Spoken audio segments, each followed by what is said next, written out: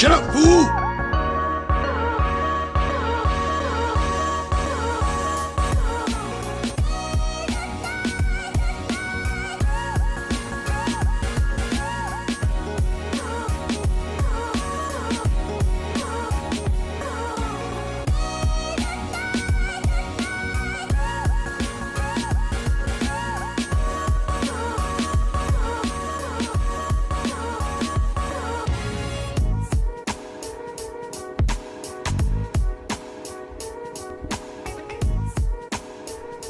Welcome. Yeah, Icy Pirate. I decided to do everything on this channel. It makes it simpler for me, and as everybody here knows, I do this channel for me. I think that's the only good reason to have a YouTube channel. Only good reason to be a YouTube creator is to do it for yourself, for your own entertainment. Because once you start doing it for money, or for if you start doing it for money, you're gonna be in trouble someday, because so much is out of your control. And it's just the few freaks of nature who can make a ton of money on YouTube. What is the percentage? I bet you it's less than 0.1% of YouTubers, content creators, actually can make a living at it. So if you're a young person who's listening for the first time to this channel and this is all you take from this, don't become a YouTube creator in hopes of making millions of dollars. Odds are you'll fail, unless you're really, really smart, really, really good looking, or really, really funny. And most people are not those three things. If you have all three, and if you can dance, then okay, you have my blessing to try to start your own YouTube channel. But I'm probably the most talented Mennonite coming out of Canada, and I only have 17,000 subs. Like, that says something, right? That I can be so talented from Canada and a Mennonite and only have 17,000 subs. That just shows you how difficult it is. There's been some brouhaha, since I was born in Canada, I can use this word. There's been some kerfuffle about me lately, and it brings me great entertainment. And it's about the trans issue, and I know people are sick and tired of it, but I still think a lot of lessons can be learned from the trans issue, especially when it comes to issues of free speech, issues like wokeness. A lot of people don't like my definition of wokeness. Let's see if I can define wokeness this morning here in one sentence. That's going to be really tough, because it's like defining MAGA in one sentence, right? Like, other than just saying make America great again. What do you really mean by MAGA? In fact, you know what? If any left-leaning, granola-crunching, tree-hugging person asks you to define woke, you say, well, I'll define woke, but then you have to define MAGA.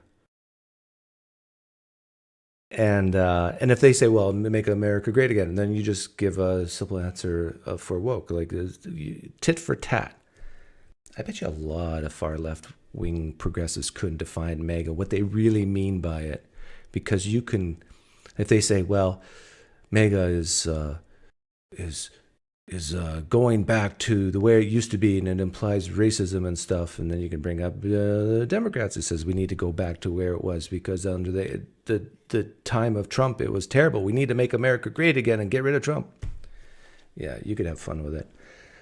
But defining woke, I define woke as this. It's a feel sorry for-ism that probably 40 to 50% of the population have to the extreme, or to a great extent, where it prevents them from looking at the facts objectively, from excusing bad behavior. Wokeism also has to do with this idea of, with feel sorry for-ism, the idea that we got oppressed people and we got oppressors, and we need to feel sorry for the oppressed, and we need to demonize the oppressors because they're the bad guys, and the oppressed are the good guys. In fact, it's not a coincidence that you see a lot of the pro-Palestinian, even pro-Hamas demonstrators in North America, in Canada, United States. They tend to line up with a lot of other issues, like you gotta let all trans women compete in women's sports. Like, I bet you anything, you could just stick all those ducks in the same box. Another key aspect of wokeness is shutting down conversation rather than encouraging it. That's a big one for me. And so these are the general concepts that I view in wokeness. And a lot of people actually agree with me and don't realize it. They just think, oh, Doug's bad, so his definition must be bad. But they will say, yeah, you need to be sensitive to the oppressed. And of course you got to feel sorry for people who are disadvantaged in a minority group. Yeah, Doug's right. But my point is when it's taken to the extreme. They say that every great weakness is a strength taken to the extreme. There's a lot of wisdom in that. And so last night I was minding my own business, playing a little chess, and then I saw some people talking about me, and I took clips. Now I got to warn you guys, what you're about to see is disturbing, and I'm not joking when I say this. And in fact, I'm torn whether I should even play it. Seriously, I thought about it before I went live and said, okay, I'm going to play it anyhow. Because what you're going to see is you're going to see a meltdown. And this is one of the characteristics of being woke, I think, is more susceptible to these types of meltdowns because of this feel sorry forism and this hypersensitivity. But what I'm about to play will show how my definition of woke plays itself out in real life. And that it's not just some weird definition, that it happens often. So 3 characteristics of being woke in a woke cult. Dissociation, lack of objectivity, and shunning dialogue. Those top 3. Yeah, and if you're a Christian watching, David, you might want to close your ears at the end. Where people in your clique, people in your group, people in your woke community tell you, no, don't associate with that person. I called for people who really who have that association, but want to be allies or whatever. You're going to have to disassociate.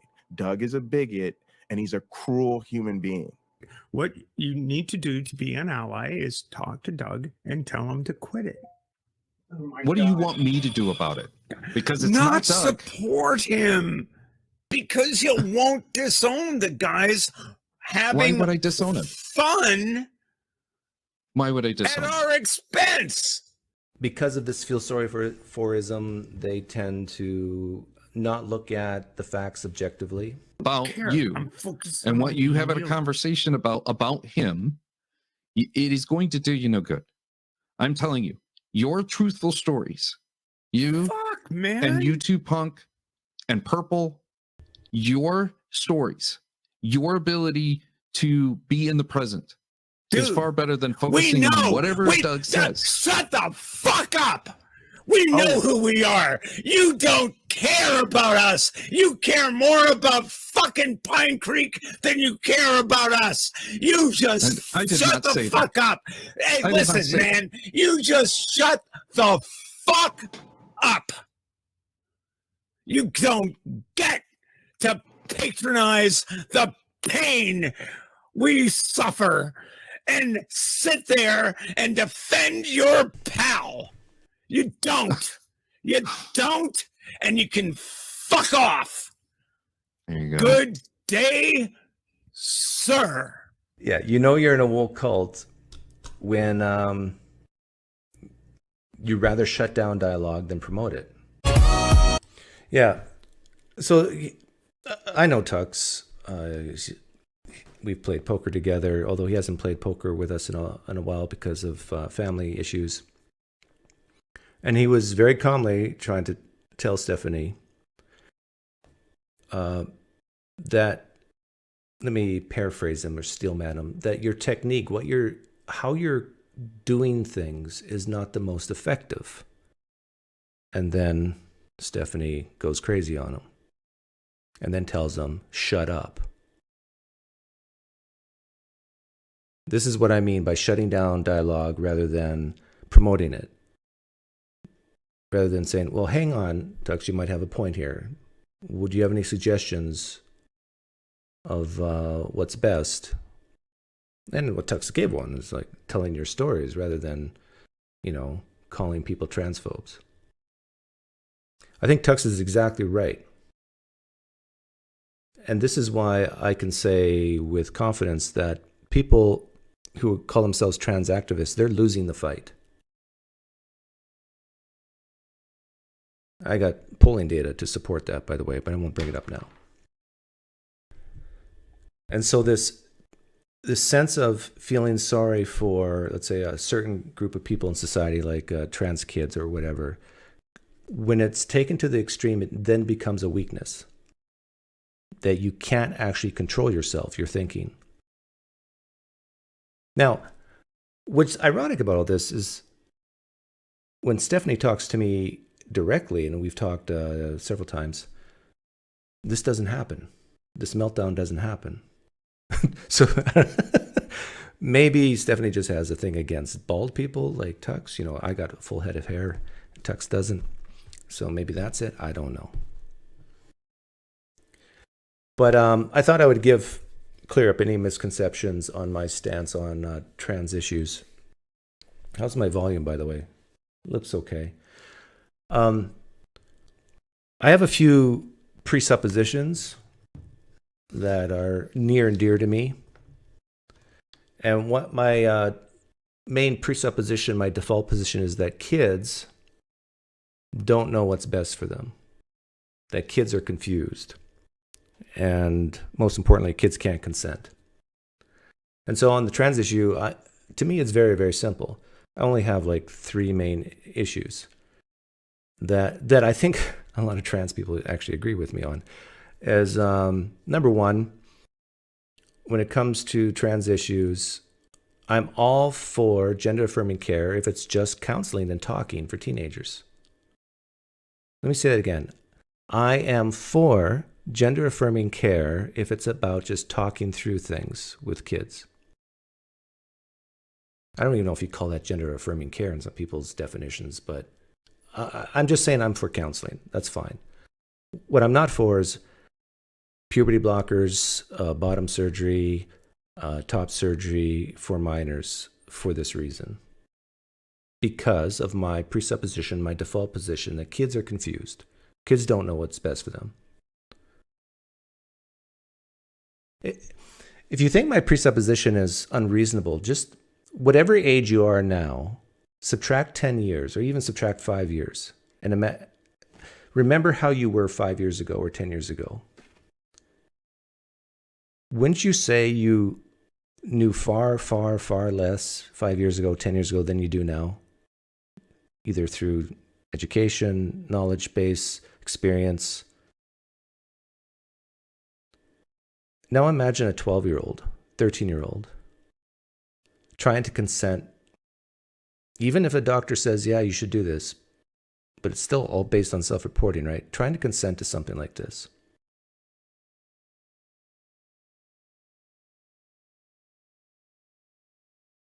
Oh, yeah.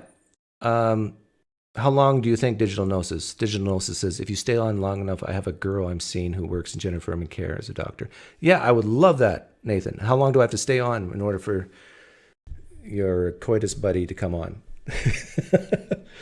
So that's number one, the gender affirming care thing. I'm for it as long as it's about counseling. But even in affirming, as far as I know, when it comes to psychologists, they're not supposed to affirm things. They're supposed to, work through things, not necessarily just take what the patient says at face value. But I could be wrong about that. In fact, your friend, Nathan, could maybe clear that up for me.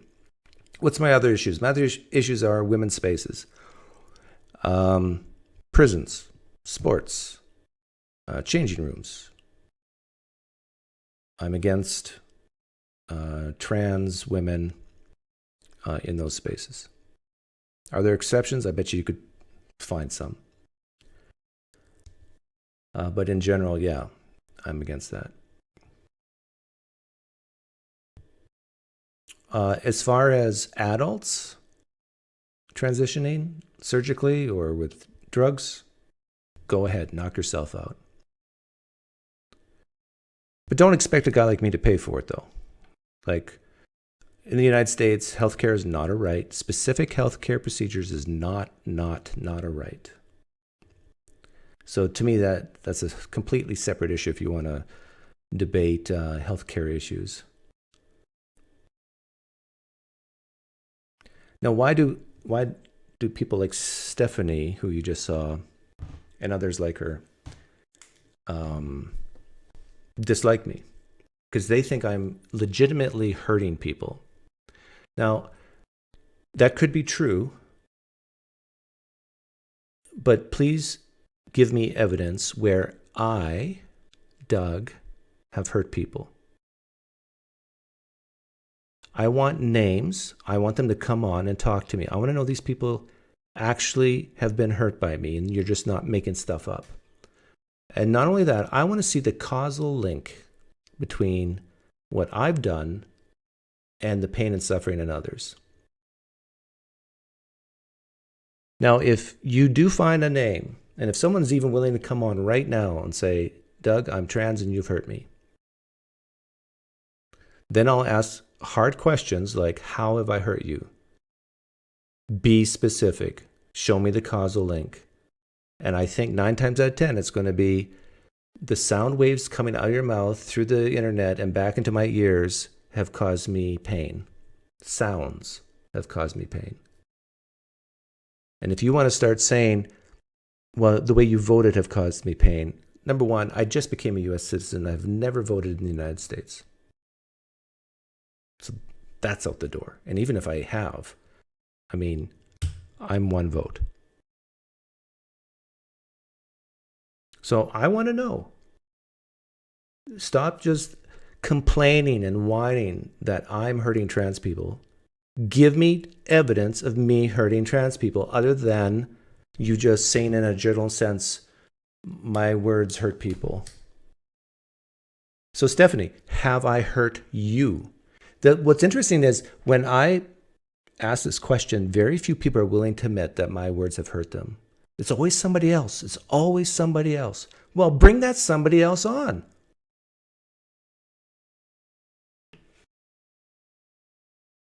Have that somebody else confront me.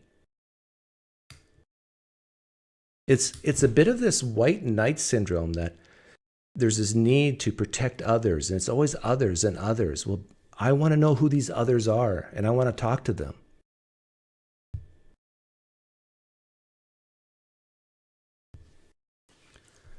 And what's weird about all this is, Stephanie and I agree on so much, and I'm going to give you an example of something we agree on here. I'm more concerned. Hang on, let me get you a screen capture this so you guys can see it.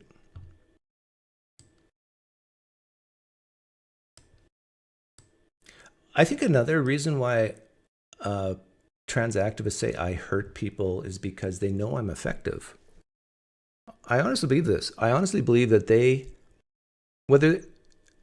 shouldn't say use the word no, but whether it's true or not, they see me as effective in changing people's minds. They have to. Otherwise, why are they so upset? If I was completely ineffective in my rhetoric and what I say, I don't think they would be as upset with me as they are. Am I wrong? About defining the battle lines. It's not atheists once again, versus Christians. Again, I'm saying I don't care what your beliefs are. I care about what you do with them. I agree 100%. I don't care what your beliefs are. I care what you do with them. And then the question is just merely speaking that part of what you do with them. And I'd say Stephanie would say yes. I would agree with her as well. Is having conversations something to be care about. But notice what's interesting about this.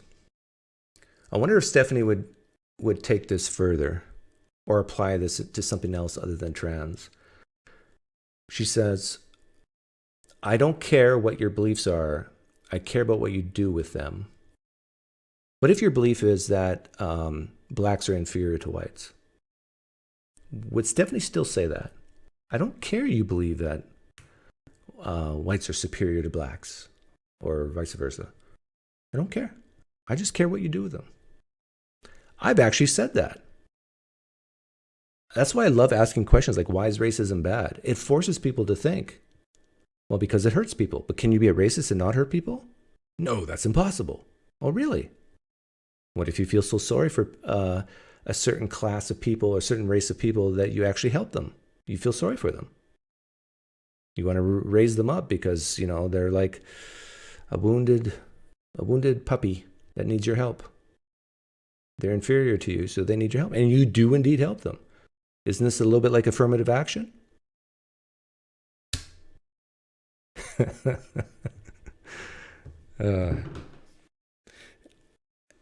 What's also interesting about this feel sorry forism and this wokeness, it causes people to say the darndest things. It causes them to say things that if they heard it spoken by somebody else, they would say, that is a terrible thing to say, yet they themselves say it.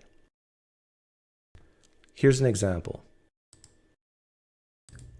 Right now. And Doug will vote in wherever the fuck he lives in the United States now. I wish he still lived in Canada because he would have less impact there. I wish he still lived in Canada because he would have less impact there. I wish the Mexicans would still live in Mexico because they would have less impact there than they do in the United States. I'm an immigrant to the United States. Stephanie is saying the rhetoric that she would probably, or people in her community would say that's highly racist, terrible rhetoric. Saying, hey, you immigrants, go back to where you came from. Yet she's saying this about me. By the way, the guy named Sean also said the same thing. This is what wokeness does to your brain. It makes you say things that if someone else says it, oh, that's horrible. But when I say it's okay. Yeah, why does she hate immigrants? She hates immigrants if they don't vote the way she wants them to vote. And notice I'm using her preferred pronouns. I have no problem with being a nice guy because that's just, I'm just a nice guy. And there was a lot of mistruthing going on last night.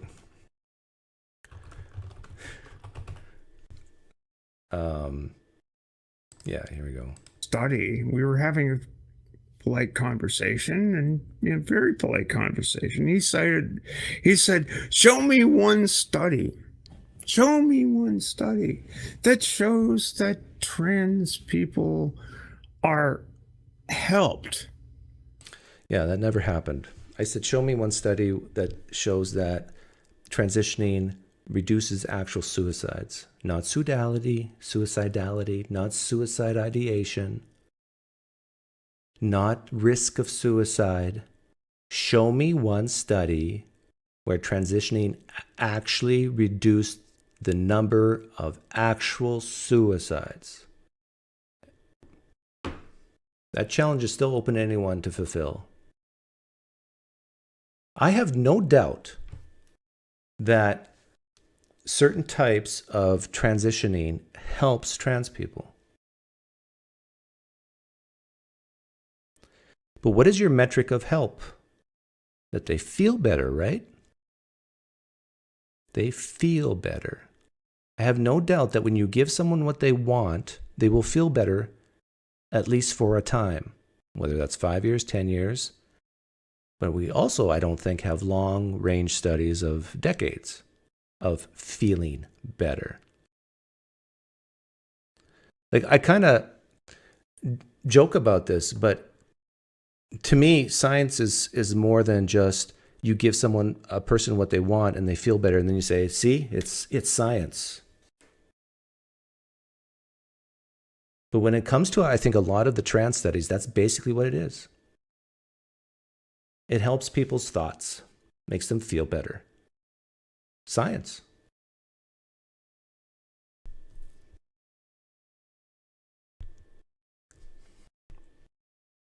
I don't know how much of this I should play. But the biggest complaint against me with the trans issue is that I'm hurting people. But notice I can flip this right back on the trans activists. I can say, trans activists, you're cruel people. You're hurting people.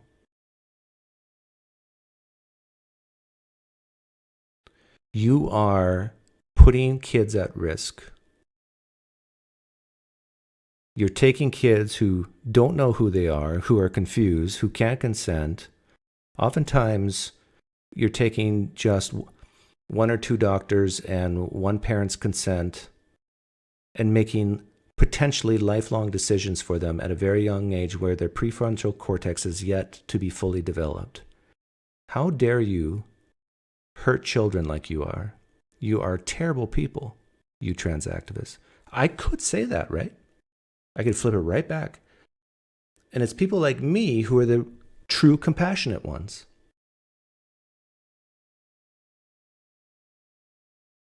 You trans activists, you're terrible, cruel people.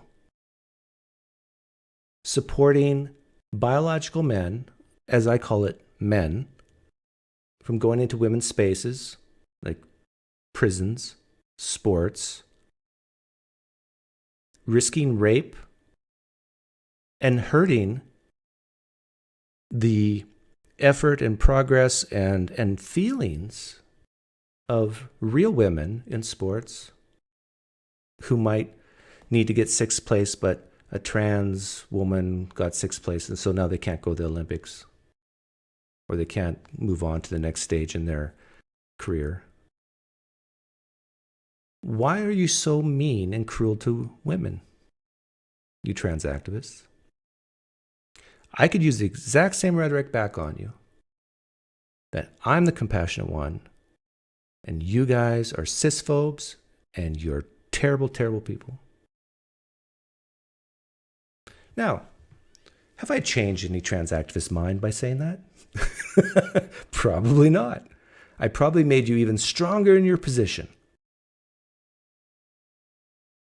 You probably hate me even more now. Well, guess what? Maybe that strategy doesn't work. And I think that's what Tux was getting at.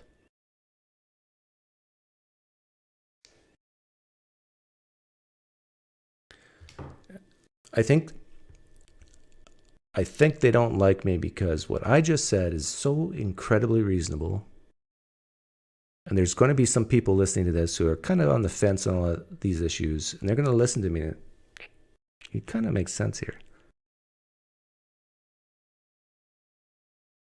Yeah, I don't see anything wrong with just letting people wait until their brain is fully developed before they start making these lifelong decisions.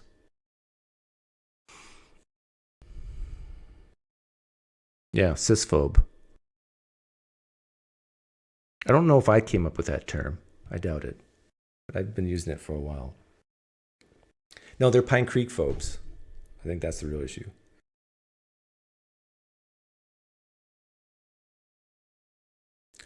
Okay, I guess I'll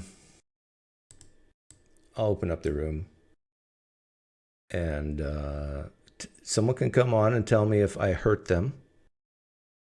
If you're trans, I hope you come on, and if I've hurt you, let me know.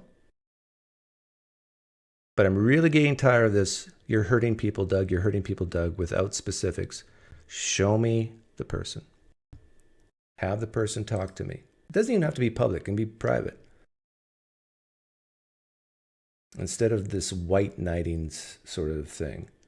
Always protecting other people, but we never know who that person is you're protecting from me. Oh, another thing. A big issue that Stephanie and a lot of trans activists has is that it's all about laws. Laws this, laws that.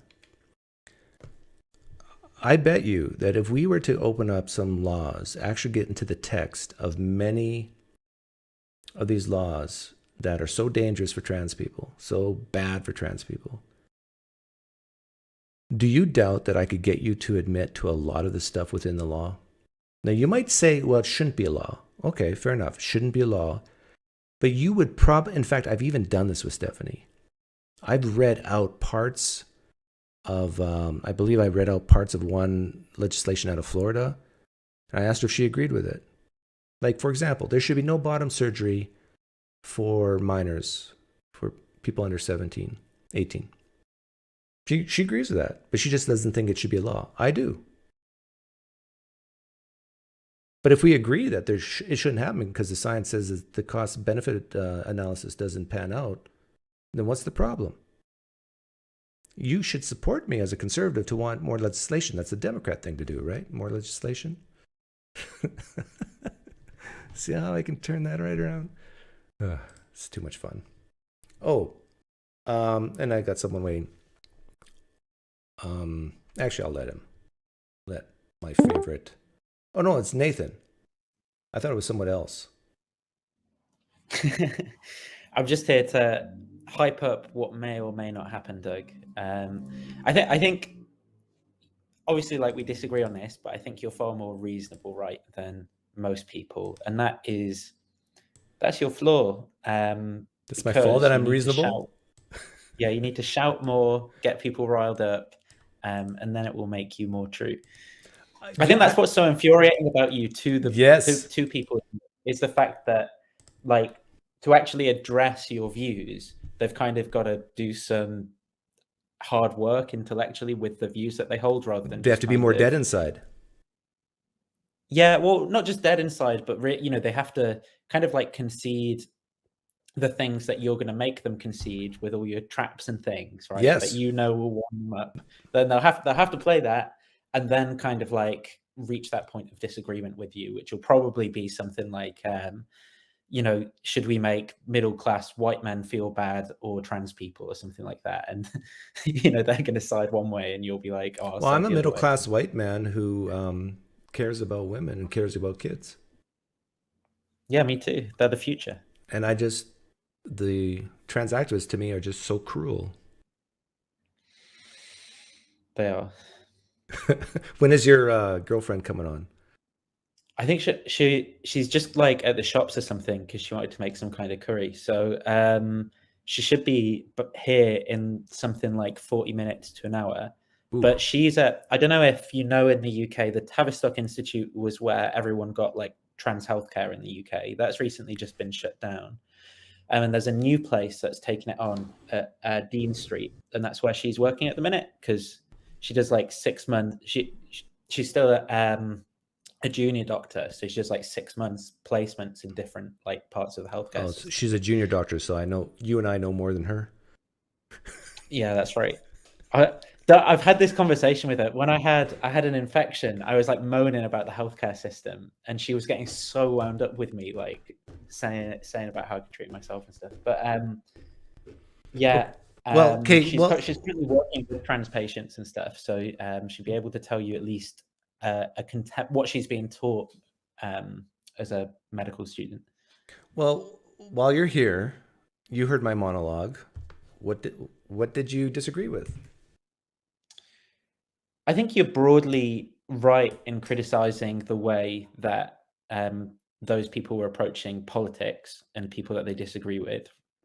So I think you're right to say that they're just getting far too emotional. They're kind of like straw manning a lot of your points. They're being like inconsistent in various ways about, for example, like saying you should go back to where you came from and not vote and stuff like that. Yeah. So I think there are some problems with their views,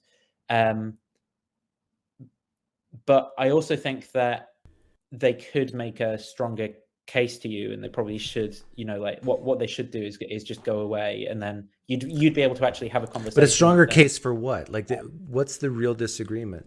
And I think I know the answer, but I want to know your take. I think there's going to be.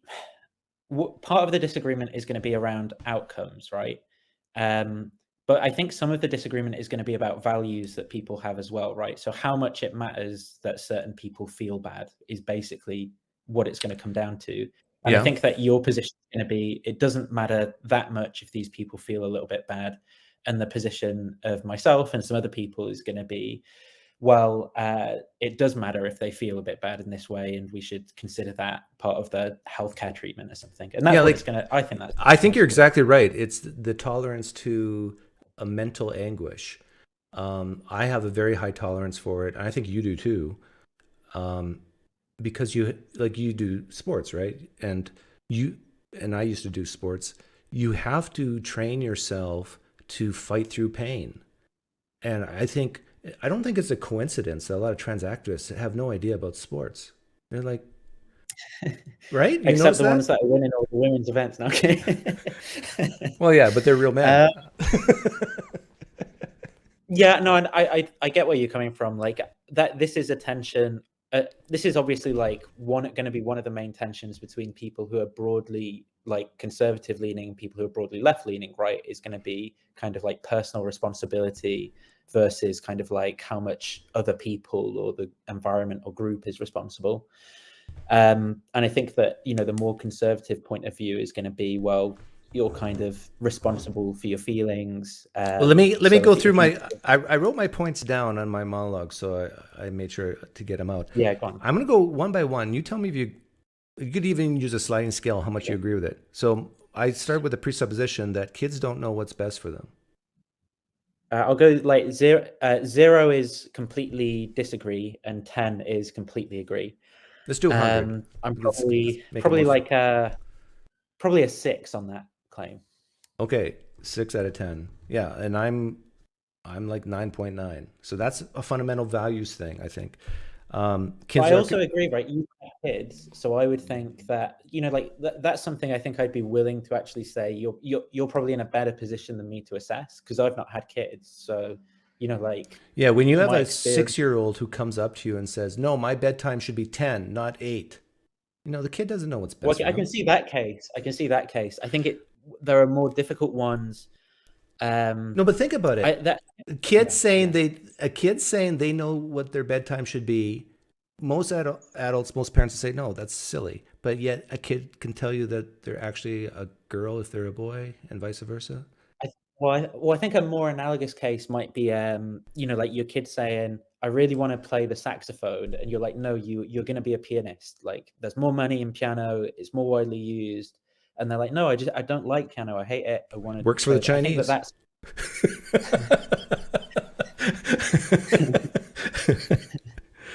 I think the difficult cases, but I agree. Maybe my opinion of that will change if I have kids one day, right? And I spend more time around them and realize that they're little idiots.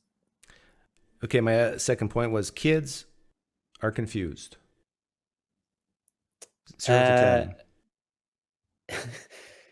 Maybe 7 or 8 in general. Okay. Yeah, like, you say 7 or 8, I say 9. I probably lower than 9.9. I'd say 9, because some kids are pretty non-confused.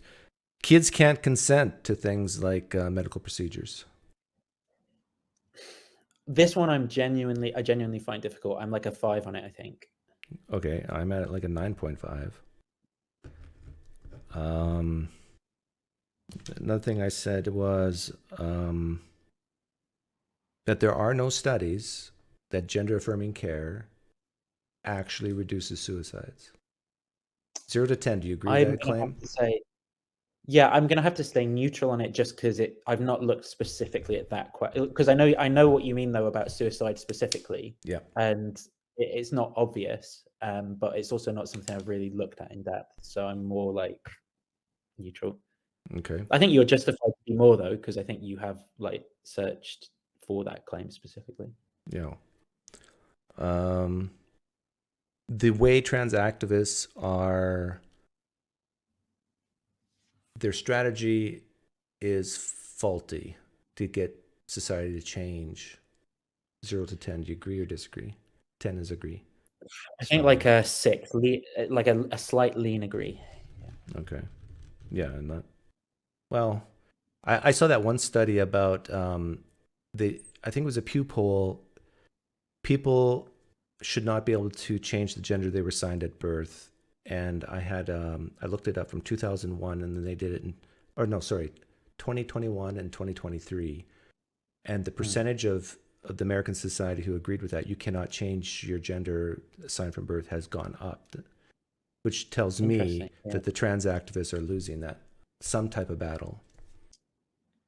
I think I would explain the data differently. I would guess more people were ignorant of the claim, like they just wouldn't have a view of the claim, right? Whereas now, my view would be that the majority of people who care about it are like invested in culture war politics. It's probably still the majority of people like don't have a dog in the fight kind of thing. But that would probably. What about this claim? 0 to 10, disagree, agree. More than 50% of all kids who claim dysphoria or being trans after a few years no longer feel that way.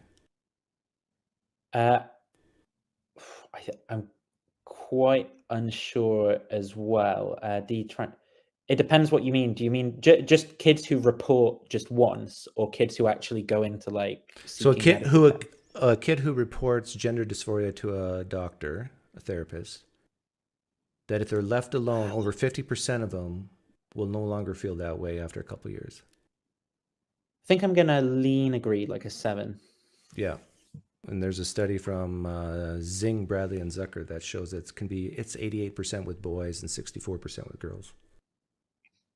So I think a lot of people, especially parents like myself, who see, you don't want to, push is too strong a word, but you do not want to lead kids into something that can do more harm than good. When you can just kind of talk to them, leave them more or less alone, and it will resolve itself. But if you start feeding into an idea, you can actually do harm.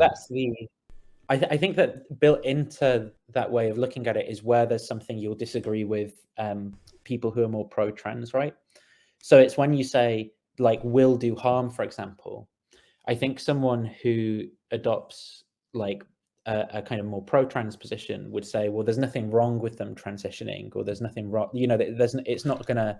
It doesn't lead to that outcome. That's a good point. Yeah. Because I was just going to say, especially if there are all these benefits to being trans, right? Like, getting preferential treatment at universities and stuff. You should be encouraging your kids to become trans. Well, imagine you had a child. On a scale of 0 to 10, how much do you want that child to be trans? I think I'm neutral, honestly. Like, I'm not saying this is like, to try and do a gotcha something. I'm genuinely just neutral. Like, I don't really. Can I ask why you're neutral? Because this is where we're fundamentally different. Because given the data that if you're trans, you're vastly more likely to have gender dysphoria, depression, anxiety, and ideas of suicide. Why would any parent want their kids to be trans? And I know for a trans activist listening right now, they hear these words and they think this is terrible, like Doug's a transphobe. But let's talk truth. If you're a parent, you do not want your kids to be trans. This is not something you should desire. Am I wrong? Yeah. I think it depends. I think it depends how it depends on quite a few things. One of them is going to be what you think the cause of lots of those like negative things is. So I would say the cause is going to be mostly people being received negatively in society. So there'd be like a difference in a place like Thailand, for example. Versus but I've seen studies that even the ideas of suicide, and I won't say actual suicide because we don't have data on that. The ideas of suicide, even for trans people who are accepted, is still greatly higher than the general population. It's just ideation, Doug. That isn't. I know, but it's bad feelings, right? It's bad thoughts. I wonder what percentage of society actually have suicidal thoughts. Yeah, I don't actually know what that is. I don't trust my intuitions at all when it comes to those kinds of like population level claims. Like, have you ever thought of if you were to commit suicide, how you would do it? Has that thought ever crossed your mind? I mean, when I was much younger, I wanted to just like jump out of a window, and I thought about like hanging myself at various points. And then once, like, I actually did get admitted to hospital for trying to kill myself once when I was about 18, and I had like got really, really drunk and took a bunch of stuff and was just like in there for a day or two.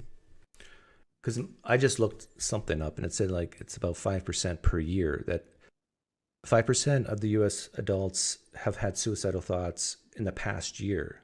But if you're like 20 years old, and what is that number for the past 5 years? Yeah, how does it break down by? Yeah, like I've thought and about. I bet by socioeconomic status as well. So people who are like lower income earners, I bet it's higher than. Like as you get older, you think about suicide, I think, way more often, because you think, okay, if I get stage 4 cancer, and I didn't want to go through all the suffering, what would be the best way to go?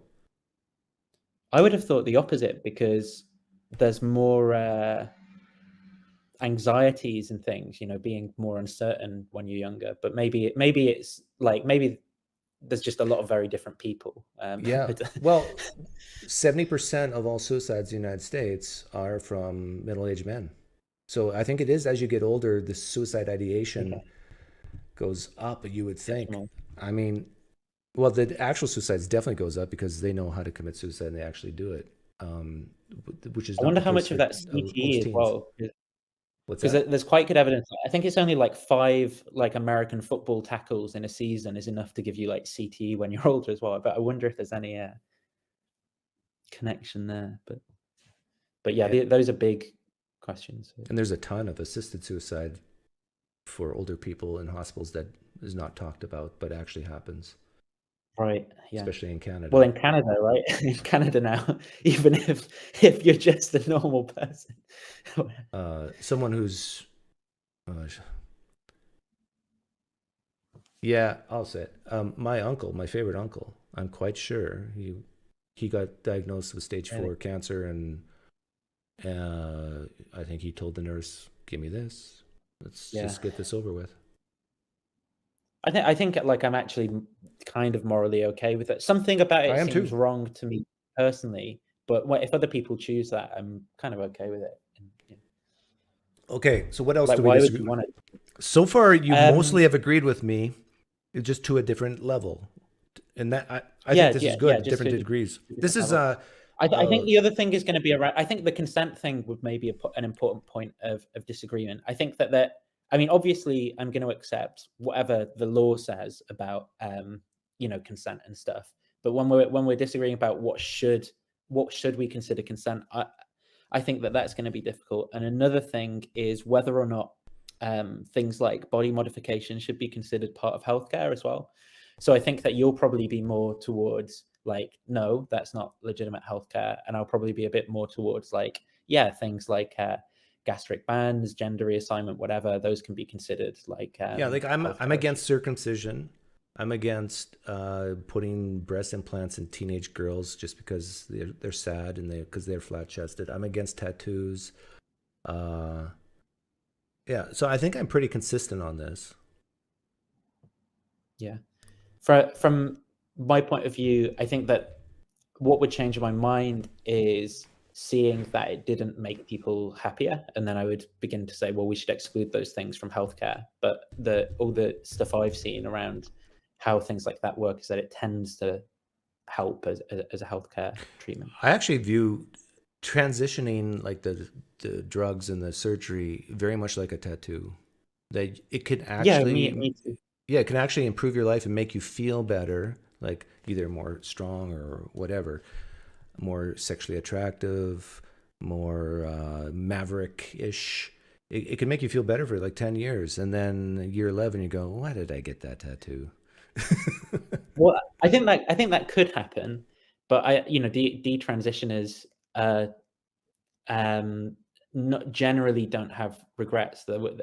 There have been like studies on detransitioners. 1%. That 1% number I think is BS because of the DCES studies I mentioned.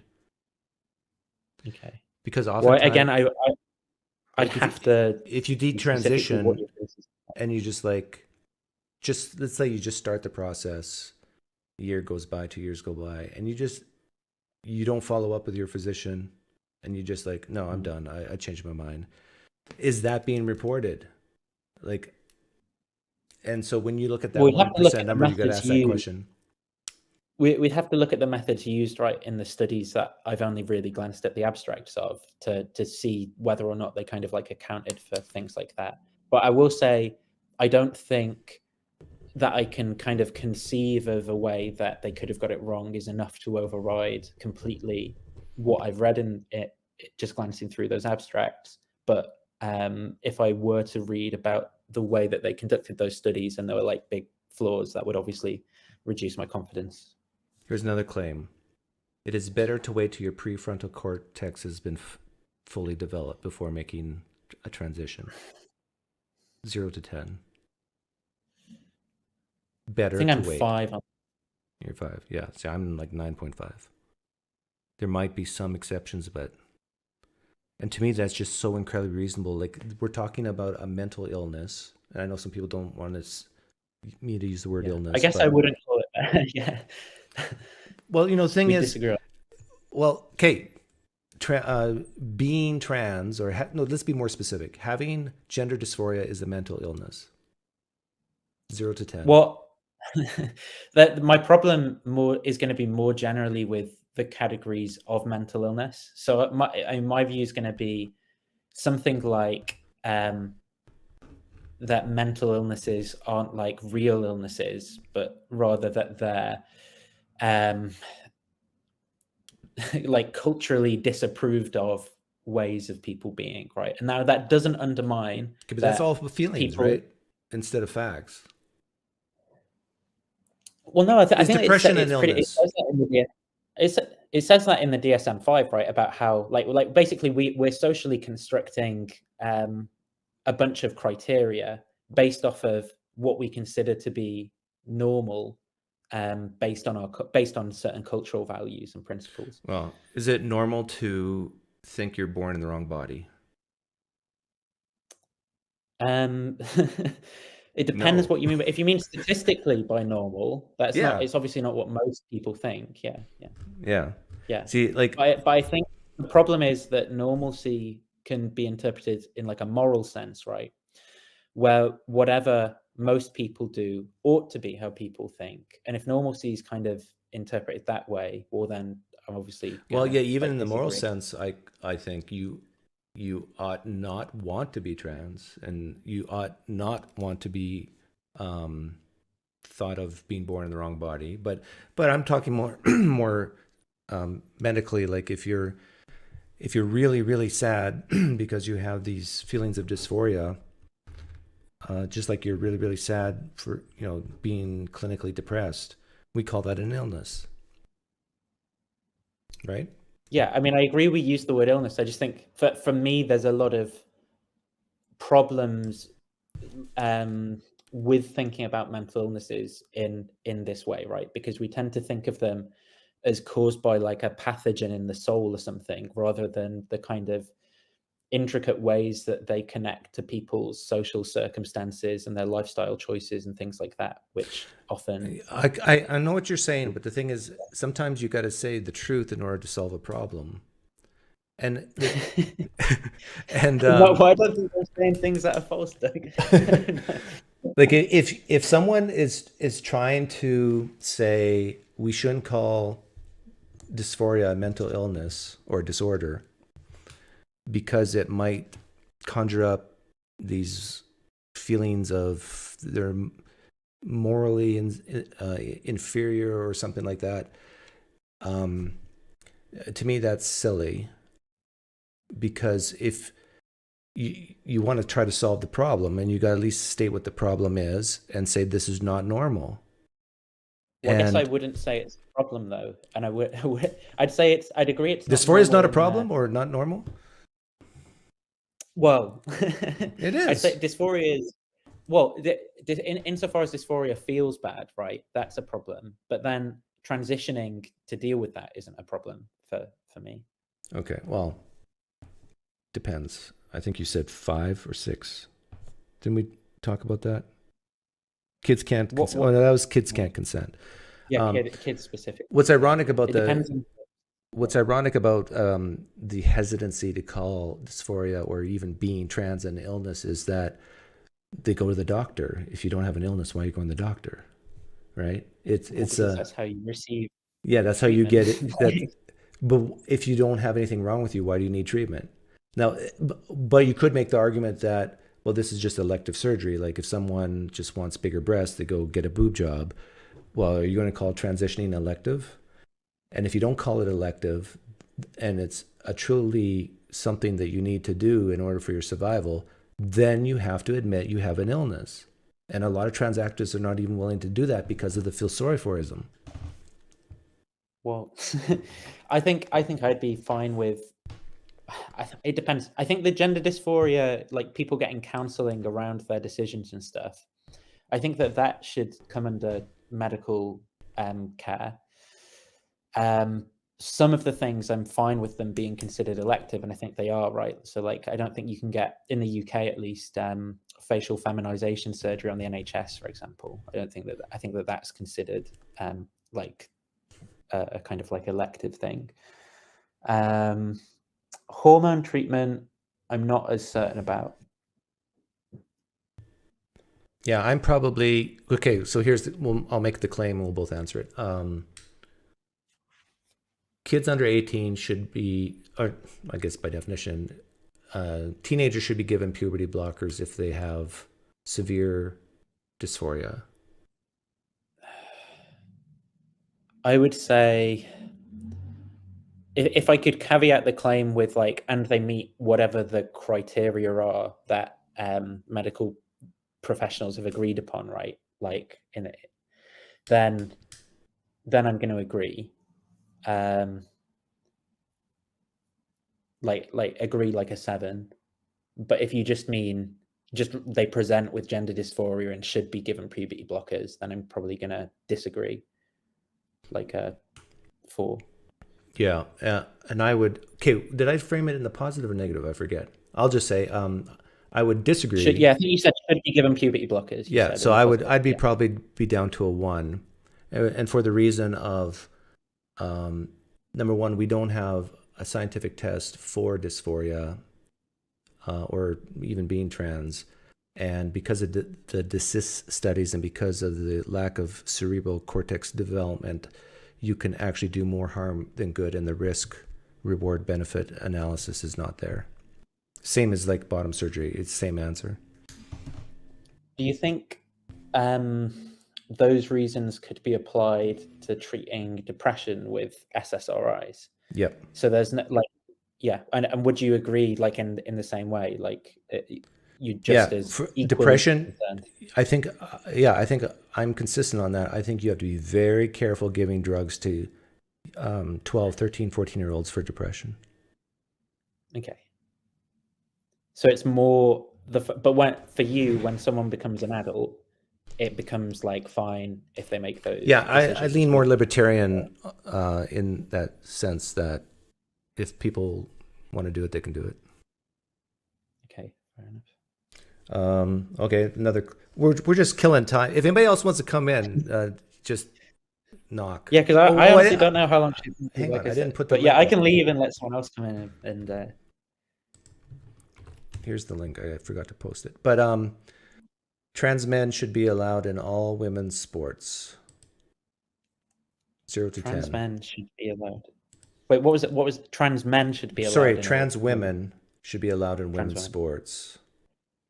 And I know sports is, the term sports can be fuzzy, but let's the typical what It's you not think that. of It's sports. just all in general. This is actually I'm kind of like a free market capitalist when it comes to this, right? I'm kind of happy for. So you hate people women is what you're to- saying. That is what. That's you've actually uncovered the reason behind all my views. I kind of think that people can just make sports. That I'm talking about, like professional sports here, can make sports however they want, and whatever people want to watch, they'll watch, and those will be the successful sports. In terms of how they categorize, the different kind of classes and things. So did you answer the question? 0, 10 I'm is just strongly saying, agree. Well, I think it's too vague to know. Okay, what track and man's going field. to- Let me be very, very specific. Are you talking high school or like professional? That's the. Okay, I'll yeah. be very specific. Trans women should be allowed in trans girls should be allowed in girls' high school track and field. I am gonna say Strongly agree, disagree. You're neutral. I strongly genuinely disagree. neutral in this. I strongly disagree. And why do you say neutral? When you know that boys outperform girls, even at age 8. So I can see two kind of like conflicting reasons that I've got, right? One of them is that biological men outperform biological women, and so there's a sense of unfairness. And then I'm balancing that against wanting people who meet this certain criteria for transitioning. I'm balancing it. What criteria are you against talking about? So again, I'm not sure, but I think that there are guidelines that are like, whenever people have done this in different states or in the Olympics, they've always published criteria for, like, it's not just that you can say, oh, I'm a woman now. Okay. Like you have to. So let's say they haven't been through puberty blockers. They're just I'm going to say, I think they're just a man who identifies as a woman. Yeah, I'm going to say no in that case. Yeah. For sure. Okay. Now let's add in puberty blockers. You're at neutral? I think I'm a slight disagree. Okay. I would still be a full disagree, because we know that it's more than just puberty that causes the differences in men and women, and that you know as well as I do, like if a woman were to grapple with you in, what do you do? Taekwondo? Jiu-jitsu? Yeah, that's a Mexican ground karate. Like if you identified as a woman tomorrow, I'm going to make this claim. Pick the martial arts you do. Is it jiu-jitsu? Brazilian jiu-jitsu, yeah. Grappling, yeah. Okay. And there's a woman class in women's jiu-jitsu, right? I mean, tend to train both, but like I agree there are differences. Like, yeah, but here's my claim. My claim: if you identified as a woman right now and went in and competed, you would be the number one woman jiu-jitsu person in the world. I mean, Gabby Do you disagree with that? I do, because there's a lot of Brazilian women on steroids. But okay, maybe top 5. And you're just a guy in London. You're overestimating my ability, Doug. You bench 300 pounds, Nathan, right? No, yeah, Gabby Garcia is 300 pounds, man. Yeah. but you both, we know when it comes to jiu-jitsu, you know, that weight might be to her disadvantage. It's all in the traps. It's all in the traps. Right. Yeah, I get what you're saying. I think that when I've looked at, and this is a long time ago, so maybe there's more stuff, but when I looked at at the time the Olympic Committee were publishing their guidelines around trans people competing in sport, they were looking at the evidence around performance differences after people had undergone hormone therapy. And I think that the differences that they found were negligible after people had undergone hormone therapy. And that was something that changed my mind. But if I look into it more and find that there's more evidence. Yeah, well, the issue is it's often negligible because the best men usually are not narcissistic enough or money hungry enough or whatever to go into women's sport. This is an assumption, isn't it, Doug? This isn't. Oh yeah, I don't think it says that in the study. Yeah, so basically, if in a certain category, a 20% male, like, I could assume differently, couldn't I? I could, if I was going to go wokey, right? I could say, no, it's the best among us who transition. It was the best, the noblest, best athletes that chose to transition. Like, no, I'm not talking morally. I'm talking performance. Yeah, I'm talking performance-wise as well. Like, you can assume. Yeah, but we know that's not true way, overall. Like, there's very few trans women who actually win, because if what you're saying is true, then it'd be trans women first in everything. But it's not. is this something you genuinely looked into? Because I haven't looked at, for example, where these people were performing before they transitioned or anything. I genuinely don't know. I've got no idea. Oh, well, Leah Thomas is an example. Yeah, like when they were in their previous gender category, like how were they performing? And I genuinely don't know. I don't know if there's any studies on that, like a comprehensive one. But my point is, like, just keep it simple. Have real women in women's sports, and that's it. Like, what do you have to lose other than hurt feelings or the risk of suicide? Like, that's basically, it always comes down to that. Well, yeah, I think you could say the same about other than outside of. There's a different argument, I guess, in combat sports, but oh yeah, true. You could actually kill someone. Yeah, that's the argument. I mean, but you still get that in female, and male, right, as well. So right, but I don't know if you increase the risk or not. Yeah, but I think you can make the same. Yeah, because people always talk about. Oh, hang on, one sec. I think I'm getting a phone call. Oh, 1 second. If she's, tell her to hurry up.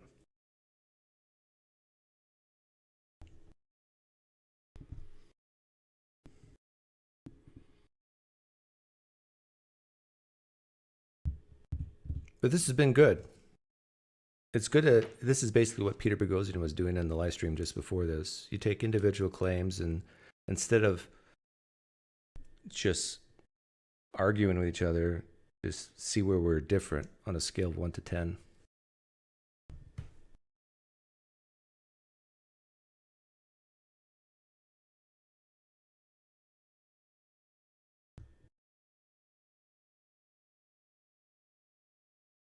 If you have questions for me in the live stream chat, you can tag me while Nathan's on the phone. Oh, he's back. Oh, she's home. She says she doesn't want to talk to you because you're a white man and she hates you. That's not what I said. Oh, she's too shy? I think she can't be bothered right now, basically. Well, but maybe at some point. If she's within earshot, can she hear me? She's just gone in the other room, but I don't think she can hear now. No, I'm talking to Doug. But there's a guy in there too? This is my flatmate, Ollie. Wait. Landlord. Yeah, landlord. Oh, okay. But do you live with your girlfriend?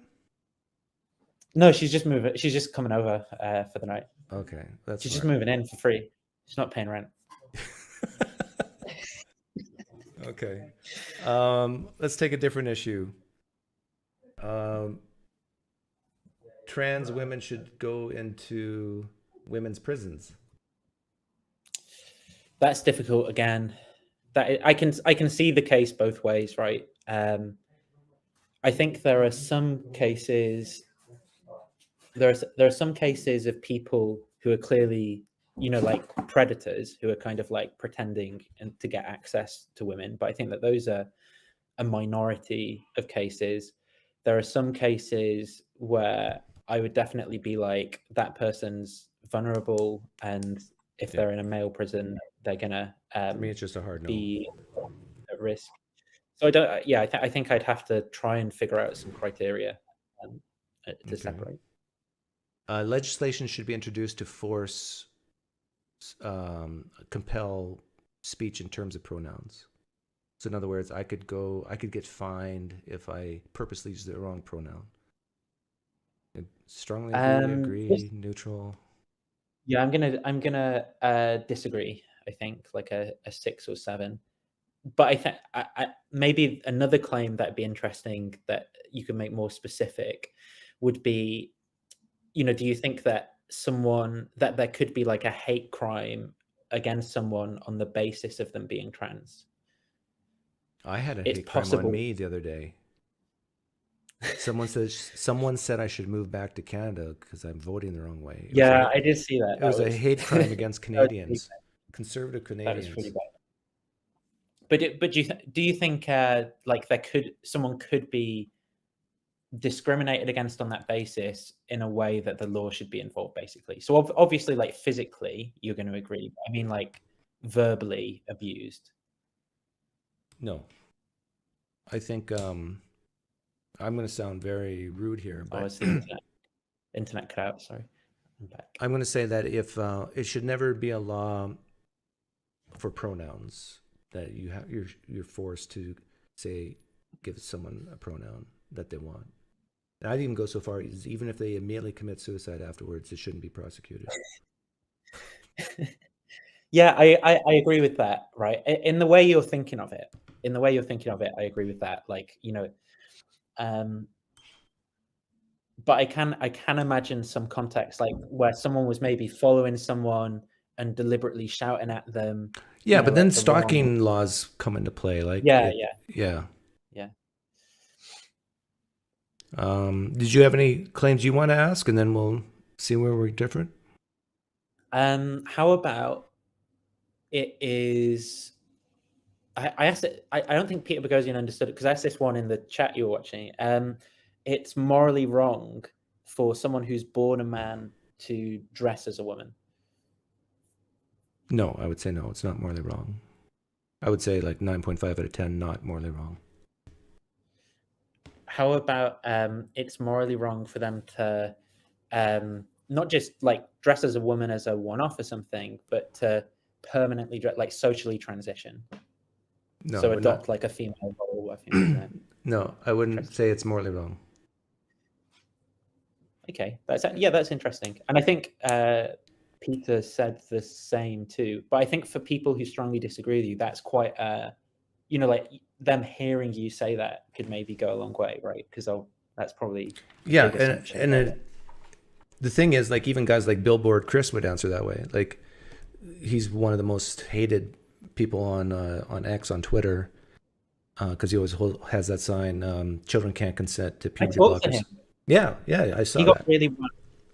Wait, is it up yet? I've not seen it yet. If you've seen it. Oh, I get access. Did Reed gave you the other. Why is that? Facts don't care about your feelings. No, but I think it is up already. Maybe it isn't. I don't know. Yeah, look. But yeah, even Billboard Chris says that, hey, if you want to dress up in a dress for the rest of your life, feel free. But, just like I get told, well, Doug, all your anti-trans rhetoric, you have to pay the consequences from society. Well, right back at you for the people who want to wear a dress. If you're a man and you want to wear a dress, be prepared to have people stare at you. Like, you be prepared for the consequences. Well, the consequences need to change. We need to be more accepting. I could say the same thing. Well, you need to be more accepting of transphobes. I am getting disapproving looks, Doug, right now. I'm being texted. What, from your girlfriend?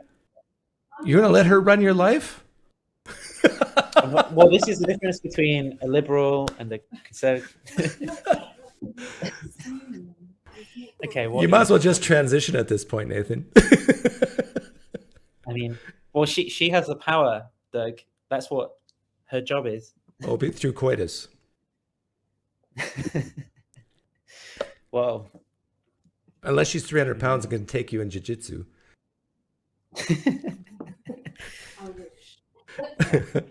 Come, hey, what's her name? Emily. Emily. I'm really a nice guy. I'm a real treat once you get to know me, Emily. I'm Canadian and American, and I have 2 kids, a wonderful wife. You don't have to be scared of me. You don't even have to show your face. Just scooch up next to the love of your life, who you sometimes get really annoyed with. Am I right? You get annoyed with Nathan at times, right? He thinks he knows it all, doesn't he? Sometimes. See, in a way, Emily, you and I are the same, because we both love Nathan. No, what? I take that. I don't love Nathan, and you probably don't either. You just like him a lot. Love is a very strong word. It's a very strong word. Like, if you love each other, then you're gonna have to get married and have kids, and you're not ready for that yet, right? That's right. But Emily, I would love to have your input, because Nathan tells me you work with the gender affirming care unit? So I work in the same place that offers it. So I have a question. You don't have to answer it, but in the UK, if say a young teenager wants to transition with either puberty blockers or some type of hormones, do you need consent from both parents or just one? I'm not sure. I've not actually worked directly in the service, so I don't know. Okay. Because let me ask you this then. Do you think both parents should consent or just one?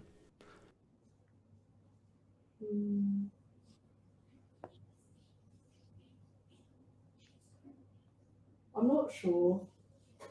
I say both need to consent. Both the man and the woman, the mother and the father. Gay parents. What's that? What if the parents are gay, Doug? Would that happen in the UK? I think the most important is just what's in the best interest of the patient, right? I didn't quite hear that. She said, what's most important is what's in the best interest of the patient. Right. And who decides that if not the parents and the doctors and the patient, right? So I would say that, like, here's my way of compromising with the gender affirming care other than just counseling is both parents need to consent, not just one. And number two, it can't be just one doctor making the procedure. In fact, what's the equivalent to Republican and Democrat in the UK? Tory and Labour. Conservative and Labour. It's similar to Canada. So, for example, you would have to have a psychologist who votes Tory and a psychologist who votes Labour, two opinions, and if they both agree, then you move on. In other words, this is how non-scientific I view this whole trans issue. You have to control for bias, because if it was completely clear, you shouldn't see any bias in the medicine field. Like, whether you're a Tory or Labour, you can diagnose stage 4 cancer. There's no dispute. But there is disputes when it comes to trans issues. It might be like that in the medical field itself. I do think that there's a big difference between the way that this is talked about as like a culture war issue versus the way that it's talked about by doctors who are working on it, right? Where they're completely driven by the same methods that they use for anything that they treat. So what does Emily actually do? I'm a GP trainee. GP training. Oh, you're being trained. Yeah. Okay. When are you going to become a full doctor? So I'm a doctor, but I'm training to be a fully qualified GP. Okay. So you're older than Nathan then? We're born in the same year. Oh, so that's a yes. 1 month. 1 month. Okay. Emily, have you listened to a lot of my content or any of my content? Do you even know who I am? I've not listened to much, no. But you do know who I am. Nathan said, say my name. Pinecreek? Yes. Say my name. Your actual name is...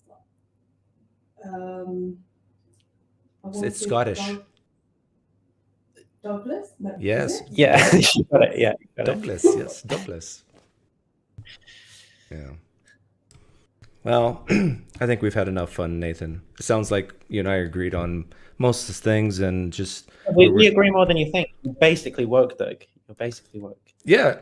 Well, I don't consider you woke, Nathan, because you're open to dialogue like this without having a meltdown. Whereas this is a no true woke fallacy. Well, the way I've defined it, right? You can disagree with my definition. Like, feel free to disagree. You can be wrong, but yeah, based on my definitions, you're not woke. Anyone who I find unreasonable is in the camp I disagree with. And based on your definition of woke, I'm woke because I have been awakened to the feelings and emotions of biological women in sports. I mean, I care about people. Yeah, I mean, maybe. I think you might agree to being woken to the way I think about it yet. Yeah, I think we should be aware of the misfortunes of others, the historical backgrounds of others, take that into account. So Yeah. I think you said it well before we agree more than you think. that the main differences between you and me, I think, is the willingness we're willing to accept mental anguish. I think you said that earlier, and I think that's a good way to put it.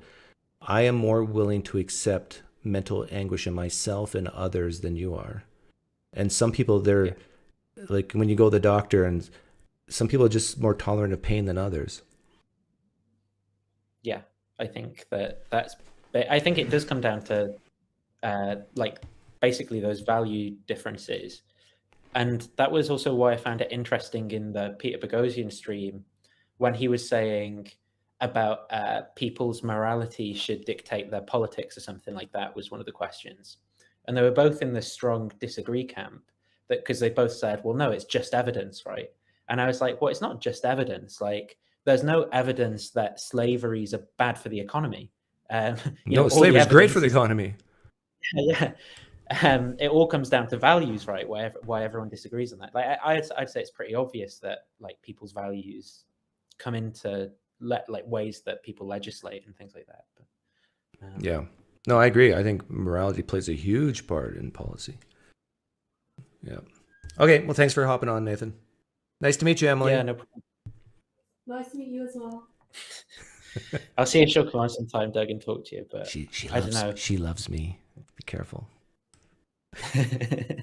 See you.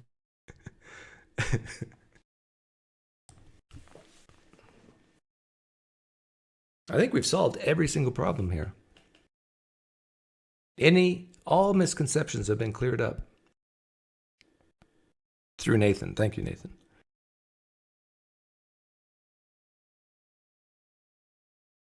So if you're woke under my definition, I just will encourage you to, number one, you're okay. You're loved, not by me, but some people love you. You're safe. No one's trying to kill you right now. Maybe tomorrow, but not today.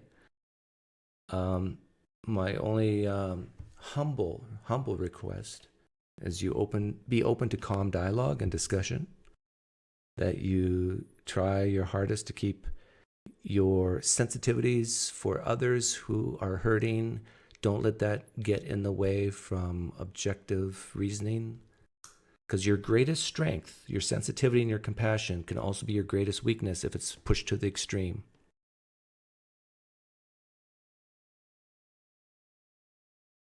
And please don't demand. I'm asking, I'm not demanding. Please don't demand others to do what you want just to make you feel better. Don't ask people like Tux to disassociate with me because you disagree with me.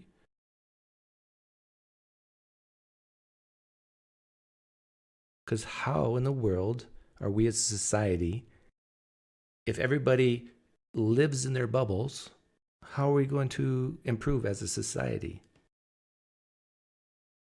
Can't associate with that person. Can't associate with that person. I can only associate with the people. Well, gosh darn it, I can only associate with the people who already think like me. Like, what good is that? I need Nathan's woke percent. 60%.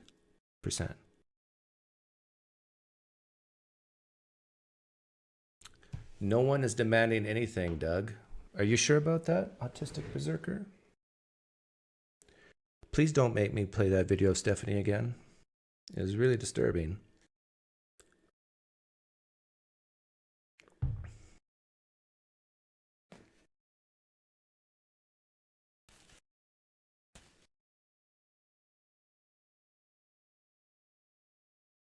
Do you believe that transgender individuals maintain they are in the wrong body because of the warm, fuzzy feeling like Thea's?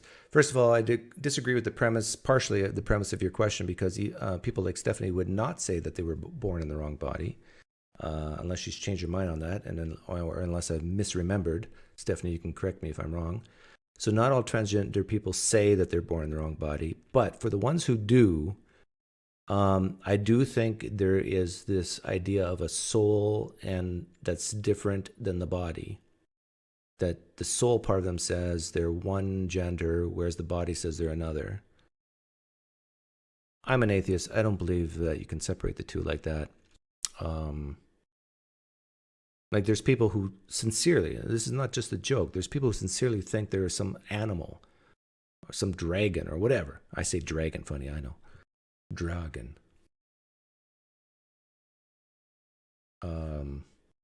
Yeah, I just think they're having some type of experience. I don't know exactly what causes it, but I think the attribution is wrong. So I would say the attribution of being born in the wrong body is a false one, and there's no scientific evidence for it. Now there is, I think, some scientific evidence that what causes the degree of femininity and masculinity, there's a certain region in the brain. I watched, what's his name, great neuroscientist, what's his name, Pulaski, talk about that. But I listened closely, and he didn't come out and say that this, is the same as being trans. I'm totally okay with very masculine females and very feminine males. We're all different.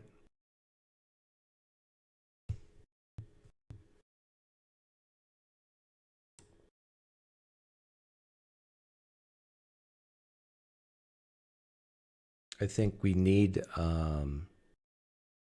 those differences in society to survive. Here's one thing. There's probably going to be a lot of Christians who watch this now or in the replay who are, saying, I agree with this atheist. This atheist makes sense. But let me say something to peeve off the theists listening right now. We are animals. And because we're animals, I view the differences all based on survival.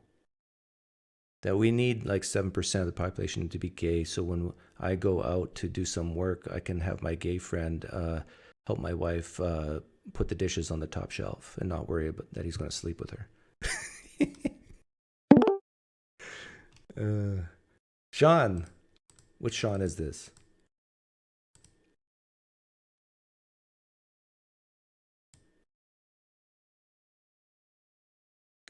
What if it's just a type of birth defect, like being born with a cleft lip or something? It could be. Like intersex is a mutation in the natural development. Again, like a lot of people just freak out when you use this terminology because it makes some people feel bad, but that's the truth. Sean, I can hear you. I can hear you moan.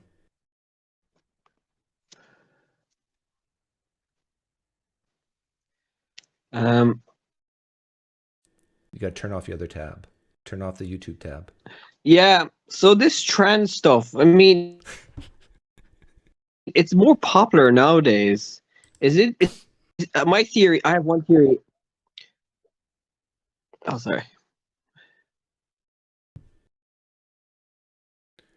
Rookie mistake, Sean.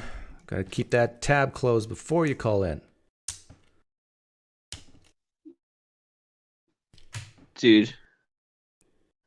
Dude? I'm probably 30 years your senior. You don't call me dude. What? Yeah, okay. Thanks for trying.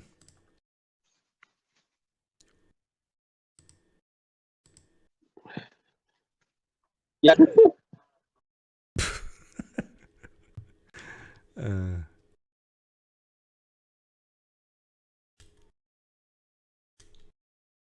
Feel free to call in if you disagree with me on anything. And if you're not scared, I'll use all my rhetorical prowess to make you look stupid. Is that what you're scared about? No. If you have the truth on your side, that shouldn't matter.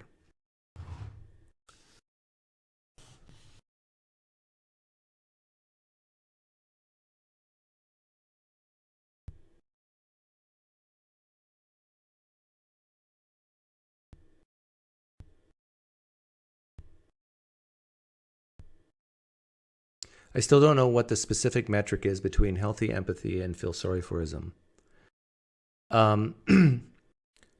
Well, I gave some metrics, specific metrics, many times. One key thing is excusing bad behavior. So if you're more likely to excuse bad behavior in someone because you feel sorry for them, that is sensitivity taken to the extreme that then becomes a weakness. What I just said, do you find reasonable?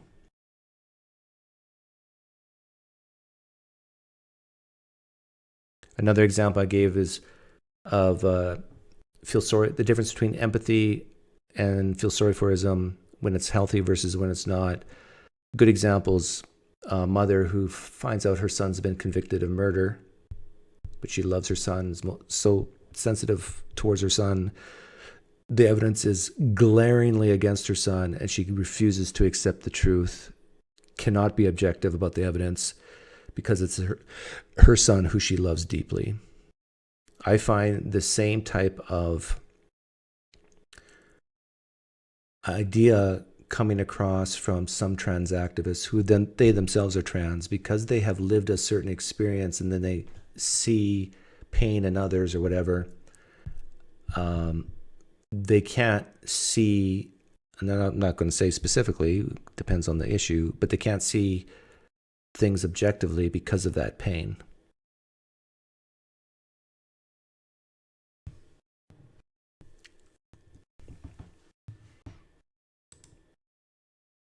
I think that's very reasonable as well. Like, how many people disagree with me that when you're in a state of emotional pain that you can think clearly? Not to say it's impossible, but I'm saying you're more likely not to think clearly when you're in emotional pain. If you're in an emotional wreck, you're less likely to think clearly, objectively, and rationally.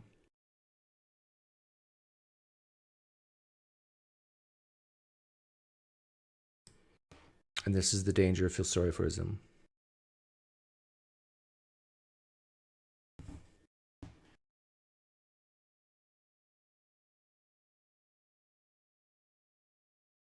Do you feel sorry for the girls who lose to a male in sports? Seems pretty woke to me. Yeah, Yves Pequet, you haven't said anything I haven't heard before. Just let you know that. But yeah, I do feel sorry for women. I too feel sorry for people. But again, the key is not to let your feel sorry forism become a weakness. And I can just do it based on numbers too. Like if you ask me why I feel sorry for girls who lose to males in sports and not the trans girl, I can just say based on numbers. If you want to have the net flourishing, you're better off having the trans girls being sad and the girls not being sad because there's more girls than trans girls. So it's a net suffering calculation. Oh, trans actors, they hear that and they flip out. That you actually start weighing on a scale the feelings of people. Oh.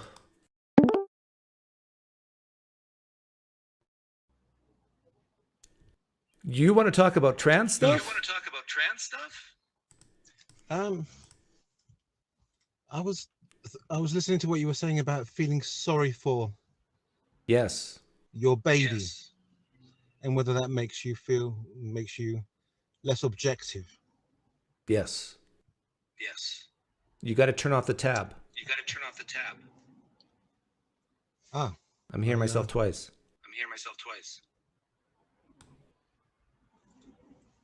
let me leave and come back if I can. I think you fixed it. No, you didn't. Oh, is that better? No, you didn't. What about this? Let me check. Let me do this. Test. No, it's still there. But let me guess. You want to talk about Palestine and feeling sorry for babies? Yeah, that's what he wants to talk about. I haven't done a video on that specifically, a live stream, just on the Palestinian-Israeli thing. I still hear myself. I'll go away again. Last chance. Fancy pants.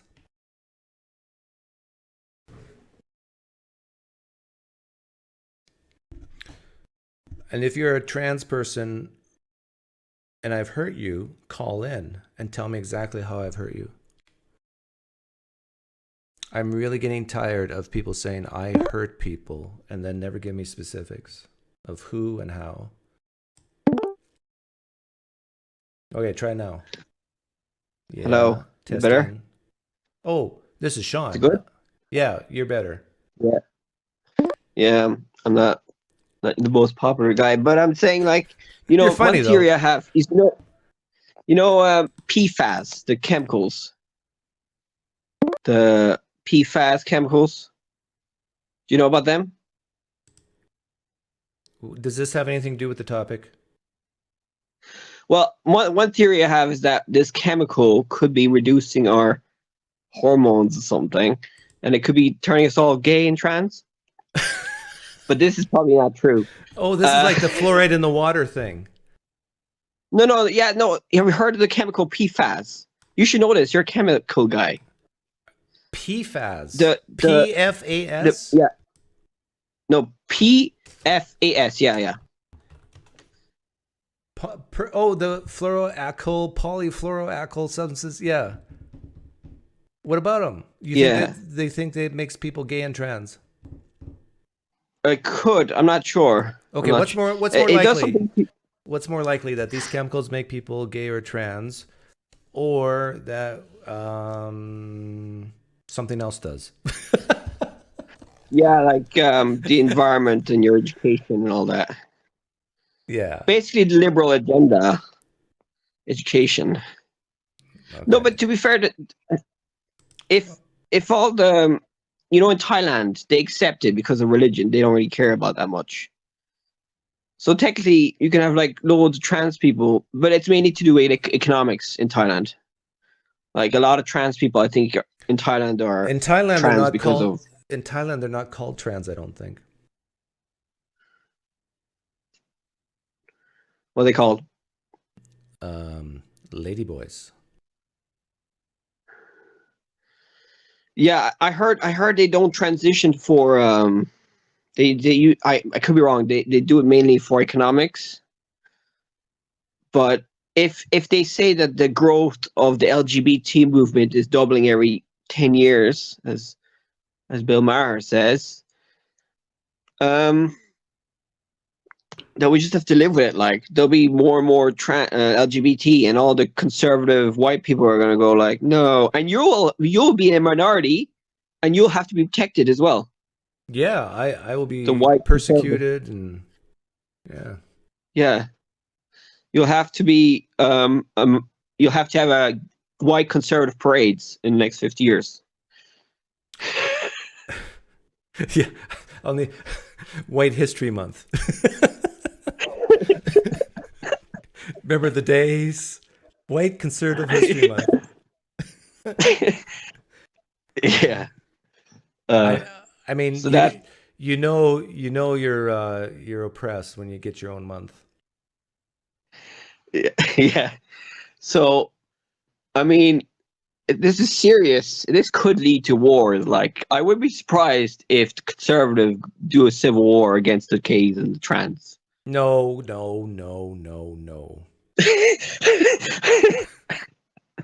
They wouldn't? Never going to happen. All right. Number one, when it comes to the really practical issues, like 65 to 70% of the general public in the United States say trans women should not be allowed in women's sports, women's prisons, women's changing rooms, that you cannot change what your gender, sign of birth. Like, the trans activists are losing, and they're going to continue to lose unless they change their strategy. And even if they do change their strategy, they're fighting against facts or the lack of facts. Yeah, but you do agree there's going to be an increase because society accepts them more. I think trans people. I think the lockdowns from COVID caused a lot of young kids to go crazy, And in fact, I talked to a guy who worked at a school, even the school my son goes to. My wife's a teacher. I can give you a ton of anecdotal evidence. You compile a bunch of anecdotal evidence. You can get a study, by the way. And kids that came out as trans or non-binary are no longer, I mean, the whole phrase, trans women are real women, should actually be trans women are real women for now, until next year, and then when they change their mind. Or they even gender fluid, like, well, you're not a real woman, you're not a real man, you're just whatever you feel like, you put your fingers, stick it in the air, and which way the wind blows, that's what you are. I think society is sort of kind of like, they're tolerant of it, like, okay, you do you, but stay out of A, B, C, and D. As long as you do that, be who you want to be. It's not going to come down to civil war. No way. Not on this issue. I'm willing to bet money on it too. But thanks for calling in, Sean.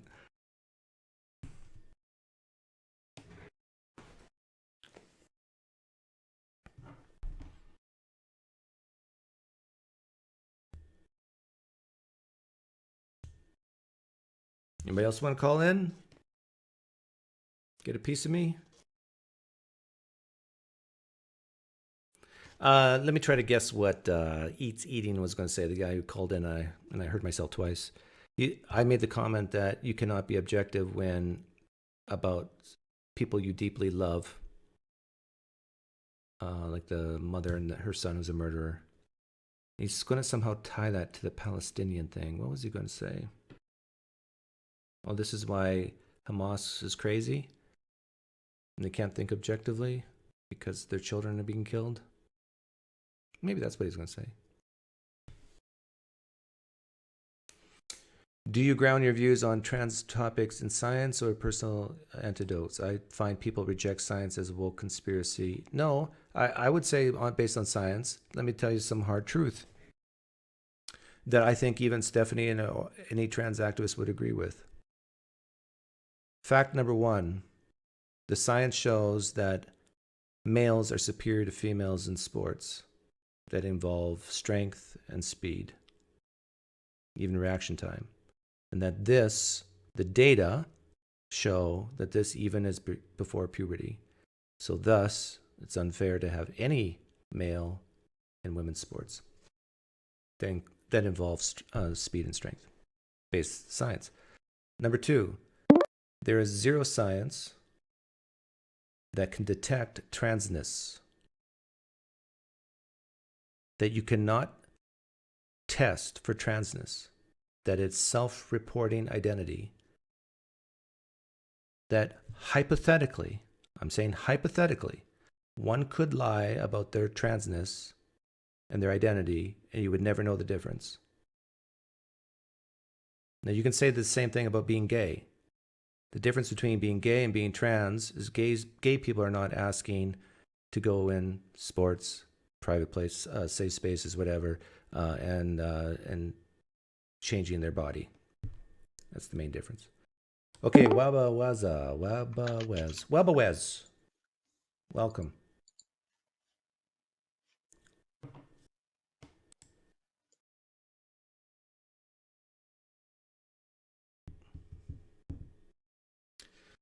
Sam says, I found your channel through Trent Horn. I haven't seen too much of your content so far, but you seem cool. I understand you're a former Christian, so just curious what made you lose faith.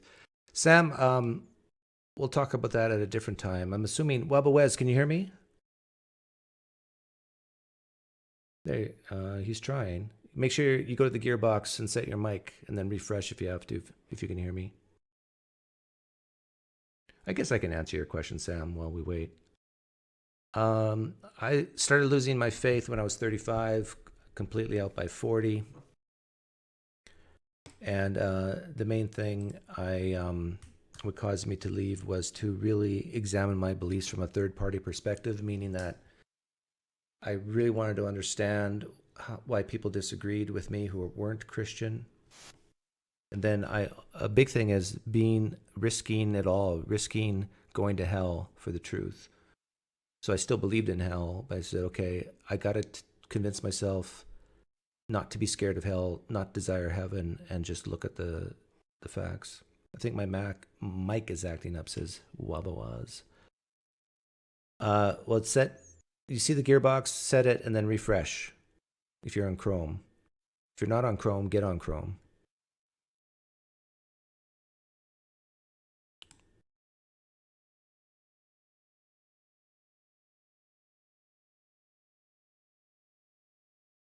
Stephanie, I've seen your comments here. I heard you say that I hurt trans people for fun. I heard you say that, something like that to Tux. I've made a general comment that I do this channel for fun, that the main purpose of this channel is for my own entertainment. Does that mean I never talk seriously? No. Does that mean that everything I say is merely for fun? No.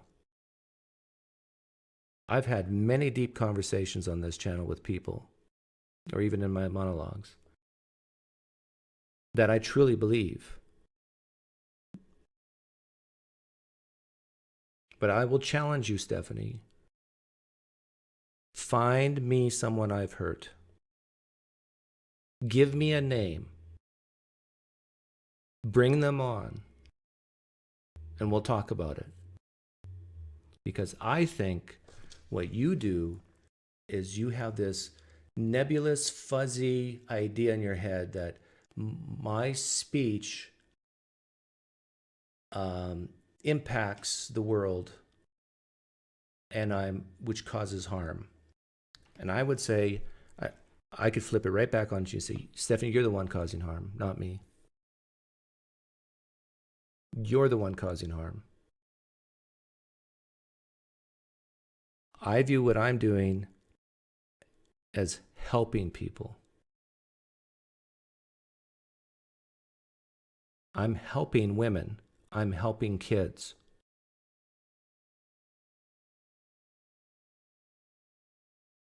I'm helping the truth, for people to see the truth.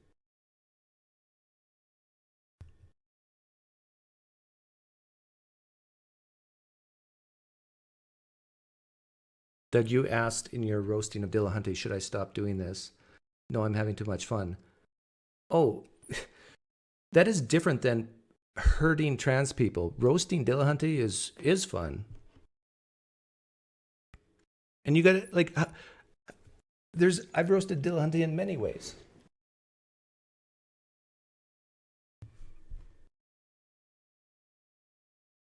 And you've also said, Stephanie, I'm still waiting for what's his name to get his mic fixed.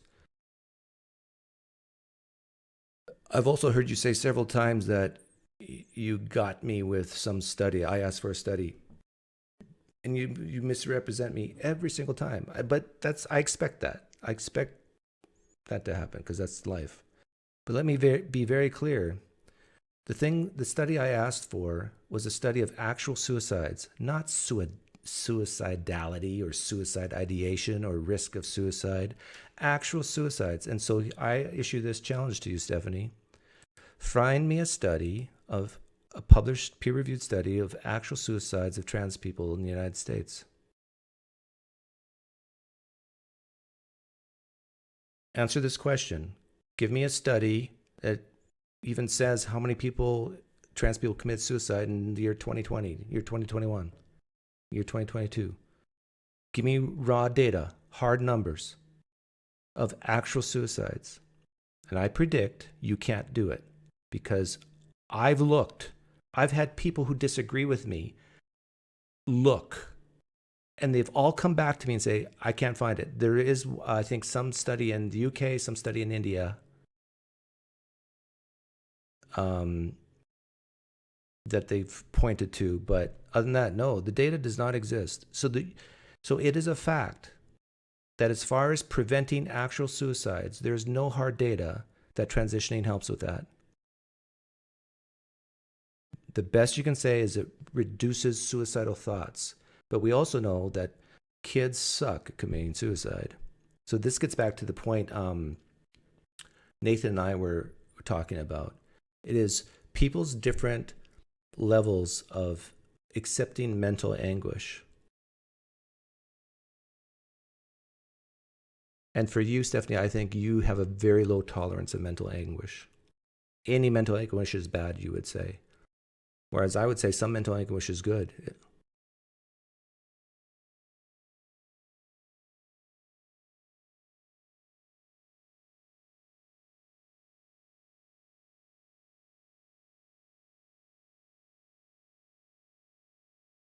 You keep saying that, Stephanie, but you give me no specifics.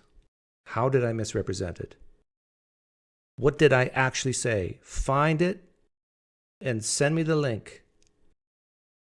Because your memory, I think, everybody's memory does this. You remember what you want to remember. But people have watched a lot of my content for a lot of years on the trans issue. I've been pretty consistent about this.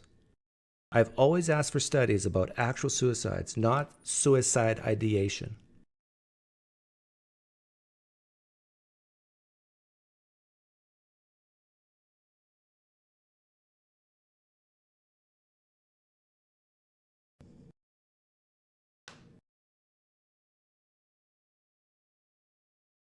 Oh, someone asked, is there an age limit? I'm 14. Are you trans, Hasky?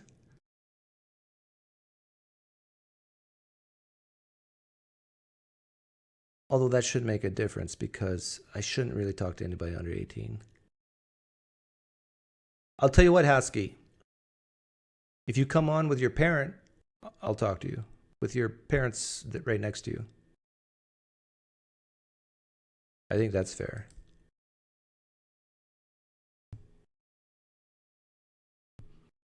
But if you're just a 14-year-old and your mom and dad don't know what you're doing, you're talking to some stranger on the internet, then no. I gotta protect myself here.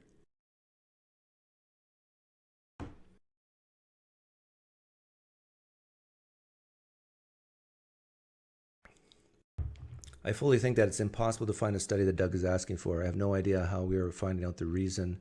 I'm not even asking for the reason, JR. See, this is the... right now, I'm not asking. I have asked for that too, but right now I'm not asking that.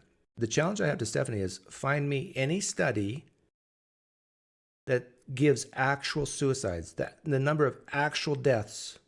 Let me be clear what I'm not asking for. I'm not asking for the risk of suicide, suicide ideation. I'm not asking for that. I'm asking a very simple question. Like, how many trans people died from suicide in the year 2020? What's the number?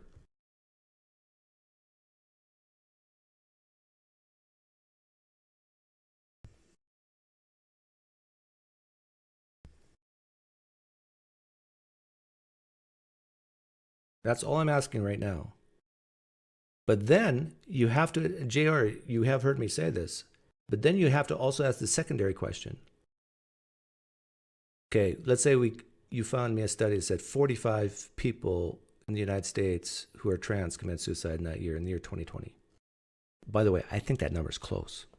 Then you have to ask the question, okay, why did they commit suicide? Because they weren't accepted for being trans?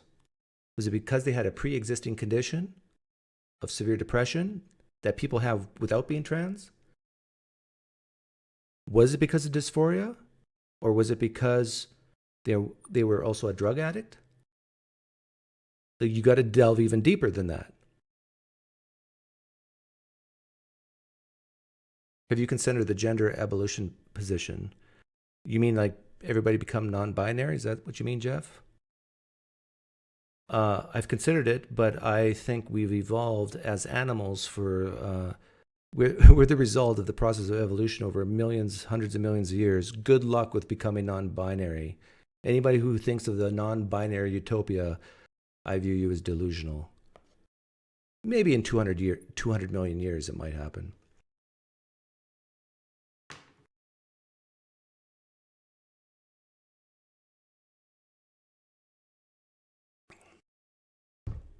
Cosmo Nature, what is your opinions on finasteride? I think it can prevent you from having kids, but I don't have to have kids anymore.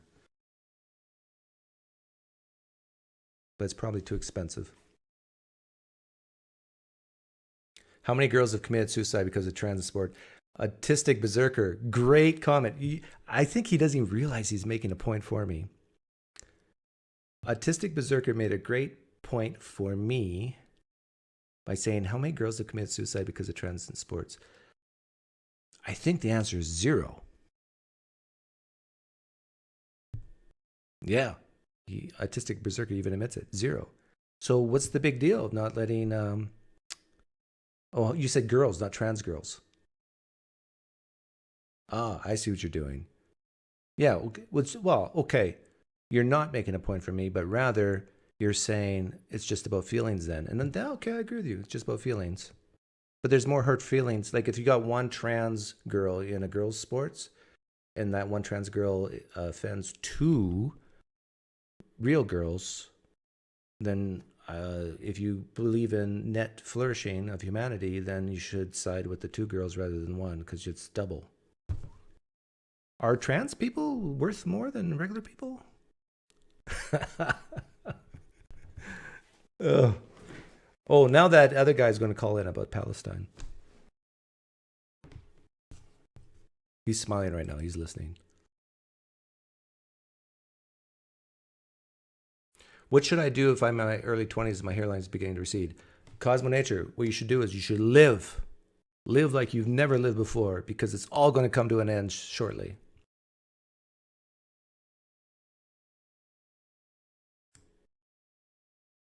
Exactly, Berserker. Who cares about feelings?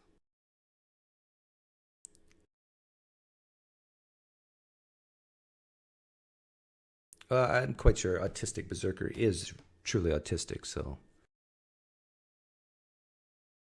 you got to give him some grace. I'm going to treat him like a child rather than an adult.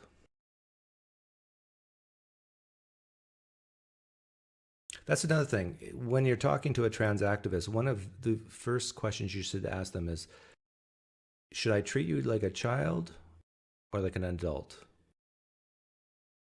They're all going to say adult, right? Okay.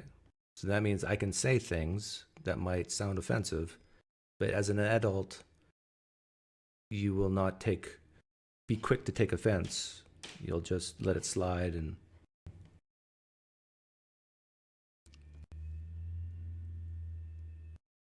What is the purpose of having emotions? It's for our survival.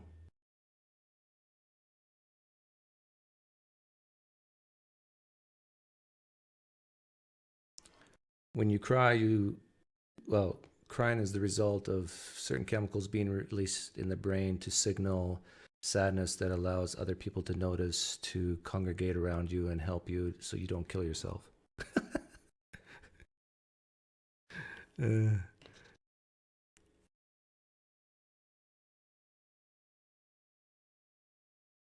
And thus, that's why we have trans activists.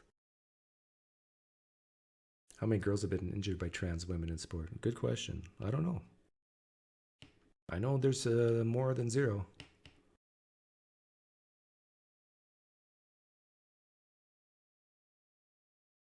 Nobody else wants to call in? No one has the courage? Oh, Tuck said he would call in 10 minutes. This is all Doug's inner Christianity coming out. See, this is, in my opinion, shallow thinking. People hear me say very reasonable stuff that they still strongly disagree with, and they don't know what to say other than call me a name or, oh, it's just because it's inner Christianity. It's like the Mr. Deity thing. If you're conservative, you haven't fully deconstructed. Like, this is just nonsense. This shows a lack of intelligence or understanding that people are different. You can have a liberal, progressive mindset, a conservative mindset, and be an atheist, a Jew, a Hindu, a Muslim.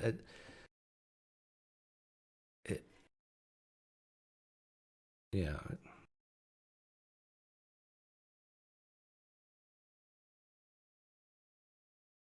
How did our self-awareness evolve? I don't know, Dusty Dud. Read a book.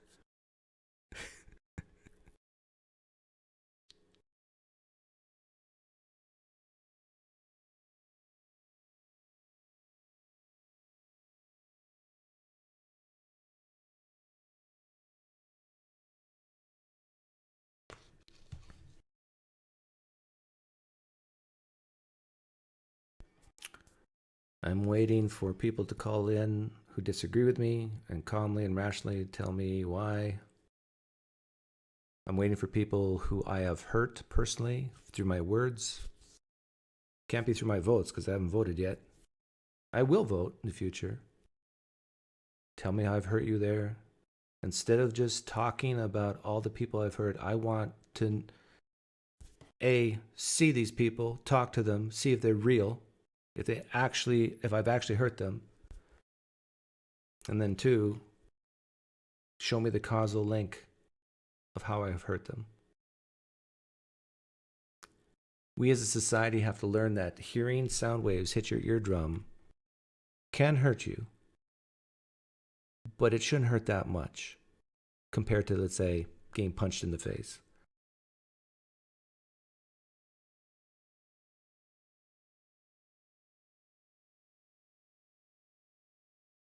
Oh, in fact, let me show you what kind of pisses me off. Oops, I shouldn't say piss. My apologies. Such foul potty mouth language. Now, I'm going to play something here, and it could be all fake. I acknowledge that from the beginning. This could all be fake. But if it is real, it's just like, this is why trans activists and people like trans people like this, if this is real, are losing. It looks like he's having a nice feast. She, her. Yeah. Yeah, it's okay. It's all good. But it was not all good. Hi. I use she, her pronouns. I'm not sir.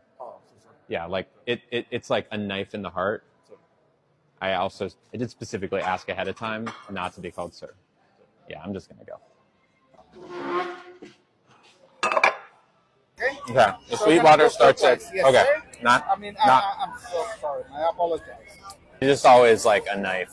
It always hurts. What is that? Those are scallops, right? Like, this is expensive. I think this person is scamming restaurants by pretending to be offended to get free food. Every single time. I was wondering if there's a manager I could talk to about something that happened. Yeah, I was called sir. Oh, okay. It just really sucks every time it happens. I don't need to be called ma'am. I just need to not be called sir, you know? Thank you.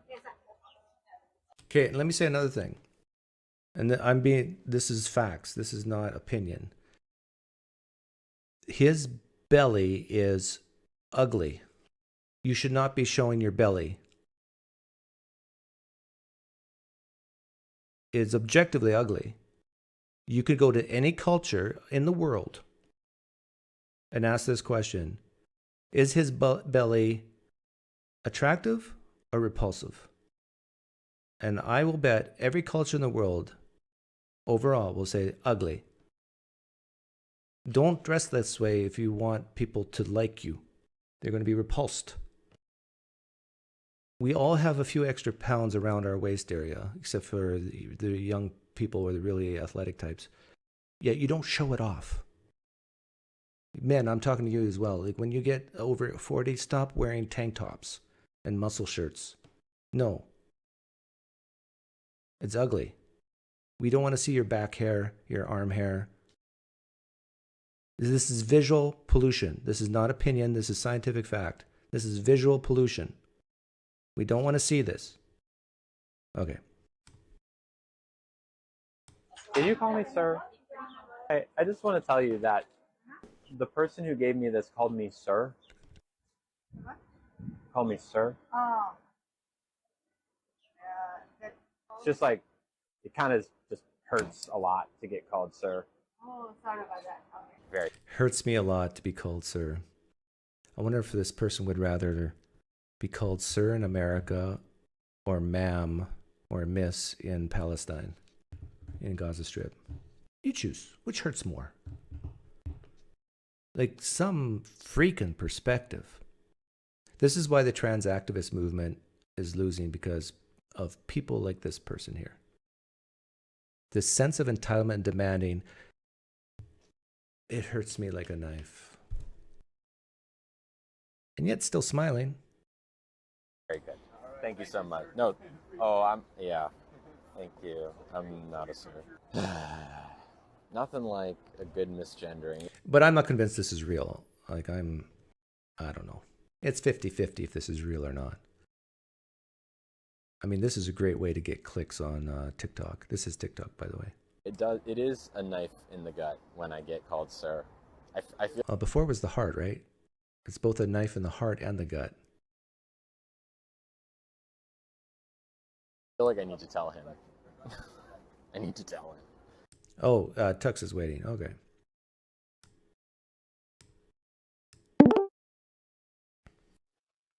Oh, we're in the shades. Yeah, I was walking the dog and I realized when I put on the camera that I'm wearing my sunglasses instead of my regular old bifocals. These are bifocals, so I can see things here, there, and everywhere. What's the saying? The future's so bright, gotta wear shades, right? Yes, when your future is this bright. Congratulations for passing your Stoic 101 test the other night. Yes, last night. Thank you. Yeah, you were a That is what it feels champ. like. Yeah. My Stoic. That's funny. Yeah, for those of you who came late, I played a clip. I don't know if you saw it right at the beginning. I made a little rendition of what happened. Yeah. And basically, a person named Stephanie had a meltdown with you after a long conversation. You had some good parts and calm parts, but at the end, it just, I guess, was too much or something. And you were basically defending me in a way, saying that you shouldn't have to disown me and that I actually make trans activists like Stephanie stronger by asking questions. All great points, I think, that Socratic method can do that. And yeah, but it didn't end well. So were you? I can't help but think you were a little bit taken aback from that meltdown, or a little bit upset about it, or at least a little bit emotionally troubled. I immediately went over to Stephanie because she live streamed while she was on, and then I noticed when I hit the subscription on the YouTubes that she had gone live. So I just lurked there for about 15-20 minutes. Throw in a few comments of clarification anytime the chat was a little harsh on me. Your volume's going in. It's not going in and out, but it's going louder and quieter. I'm not sure why. Where's your gain at right now? Hang on, let's see if G-Hub's open. Turn your gain right down, and I think that actually might help keep it more level. Oh yeah, my gain is jumped way down. Your gain is down? It's actually, hang on a second. Let's just click this button. You're having the same problem I'm having. When you open up, yeah, that's weird. It will automatically move on you, and I have not found a solution to it. Is it Chrome that did it? It actually even does it with StreamYard. So what I do is I keep an eye on my audio levels constantly, and I constantly have to manipulate it. Yeah, it just dropped it from where. But what I find though is if you turn your gain, dropped it again. If you turn your gain on your mic, on your actual mic, right to the bottom, and then set your it's at the bottom. Yeah, and then set it to no, it is at the bottom. About 95 on your I don't know what you're using, but then it should be okay. It's Whereby that's doing it. Yeah, certain programs do it. Yeah. Or it's Chrome, one of the two. But anyhow, what were we talking about? So I was sitting lurking from yeah, it just dropped again. That's weird. I've never had that with anything else. I sat there, lurked, answered a couple of questions directly to people in the chat, and then said my goodnights. Said I was sober and I'm tired. I'm going to bed. And that's basically it. Do you and I disagree on anything on this topic? Last night I called you out for being pretty harsh on women's athletics, and the Mrs. Tux is directly affiliated with women's sports. And in what way am I hard on women? Disagree. In what way am I hard on women's sports? What is the necessity of bringing up how great high school men are versus professional women. Oh, just feelings thing. Yeah. Yeah, that hurts my feelings. Show me on the earphones where Doug hurt you. Well, I'm just Doug telling hurt me right here. Tux. Hurt me. I'm just telling the truth. Yes, you are. There I is no am. question that it is a data-driven statistic. Men are vastly superior. I'm talking when you're comparing apples to apples. So high school to high school, college to college, professional to professional. Men, boys are superior to women at all age levels. And it's not even close. And that is why the whole argument about super freak women who are really good at a certain sport, yeah, they exist. But the difference between a super freak woman who's really good at a sport compared to the second place woman is still closer than the difference between the super freak man and the super freak woman. And that's why all women should be only women in women's sports, because it's not even close. It's not. I agree. But that doesn't change the fact that it's got a great. I'm going to readjust my, because it's now half what I have it set at all the time. Yeah, you're going to have to manually just hold it with your mouse. You're going to have to keep the button clicked. The entertainment value of women's football clubs in the UK, for instance, is growing. Here in the States, I believe it's growing. So luckily we can overcome all the 17,000 subscriber influence that you have, and hopefully be invested for the future for the betterment of women's sports. Yeah, I think most women's sports in the United States are subsidized by men's sports. Professionally, I don't think so. That might be true on definitely certain sports, like pretty much every college football athletic program is funded by their TV rights. And, men's football. The men's football program pretty much brings everything else. Like the WNBA is like 90. It's in the high 90 percentile subsidized by the NBA. And it's because when people want to watch sports, they tend, even females, want to see the fastest, the strongest, the ones that can jump the highest. And men do that better than women. Strictly looking at the ratings of a normal regular season game, there is no question that there would be need of help. However, once you get to being the best of the best, is going to be the playoffs, and those type of tournaments usually draw their own crowd, usually make their own. When you have any kind of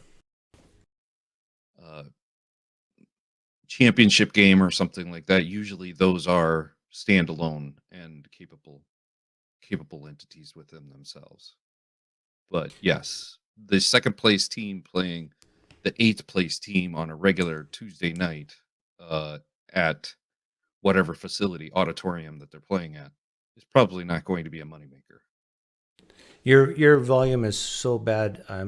I don't think this is going to work, because you're really. Oh no! It's the equivalent of motion sickness, except for the ears, because you're going loud and then quiet, and loud and then quiet. Really? Yeah. Wow. It must be either way. You know what? Let me close the G Hub and see if that fixes it. All right, it's just the microphone now. No G Hub. How's the audio? No, it's still doing it.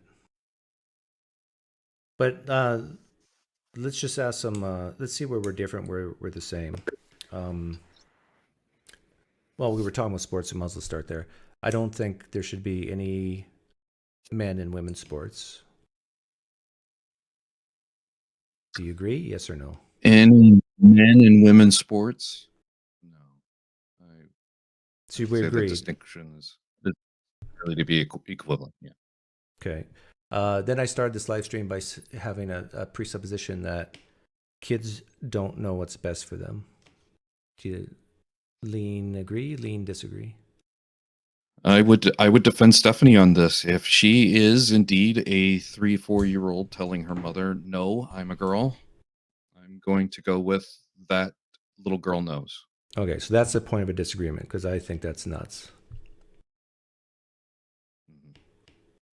Like that's like to me that's I like would say that's a difference. I would say like Nathan was here earlier from DigitalGnosis, and I would say that's like a 3 or 4-year-old saying, "I know what's the best bedtime for me. I know what the best foods to eat are for me." Like if a kid can't comprehend those types of things and to say what gender they are, no. So Stephanie's listening right now, and she's going crazy. But I would stand by that. In fact, what does it even mean for a boy to identify a girl at the age 3? What does that mean? Like specifically, what does that like a schoolyard crush? You mean? Like what does that feel like to be 3 or 4 years old, a boy, and then think you're a girl? What does that actually mean? That you literally just want to play with dolls, wear dresses, that you have a sensus divinitatis of girlness? I mean, what is it? I could not walk a mile in that shoe. Yeah. I could not. I can sort of see it at, late teens, 20s, but 3, 4-year-old, no. Yeah. But even if it's true, I mean, I don't think you should feed into it. Yeah. Well, do you remember having a crush on somebody at kindergarten or first grade? That would be somewhere around 5 or 6. Yeah, grade 1. Grade 1. Yeah, I remember. I remember having the warm fuzzies for somebody. But I can tell you, describe what that means. That it means that actually my heart rate went up. I don't know if I got boners at that age. Did we get boners at grade 1? I did. No. I definitely didn't. No, I don't think so.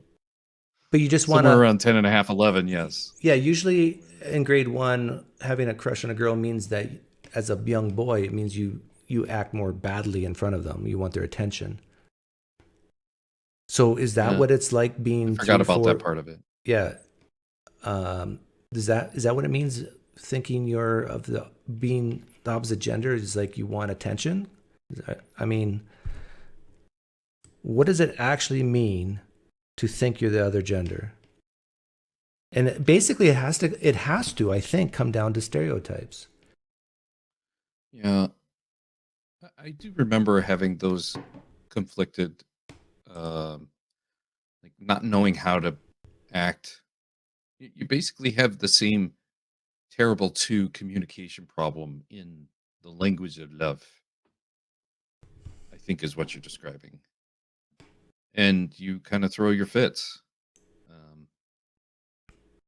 But if I had those feelings for, like, I don't remember the girl that I had feelings for in the first grade or whatever grade that was, but I do remember it was a girl. If it had been a guy, well, actually, and it was at that age, would it genuinely be? Let's get back on the trans issue. Nobody really cares about our young crushes.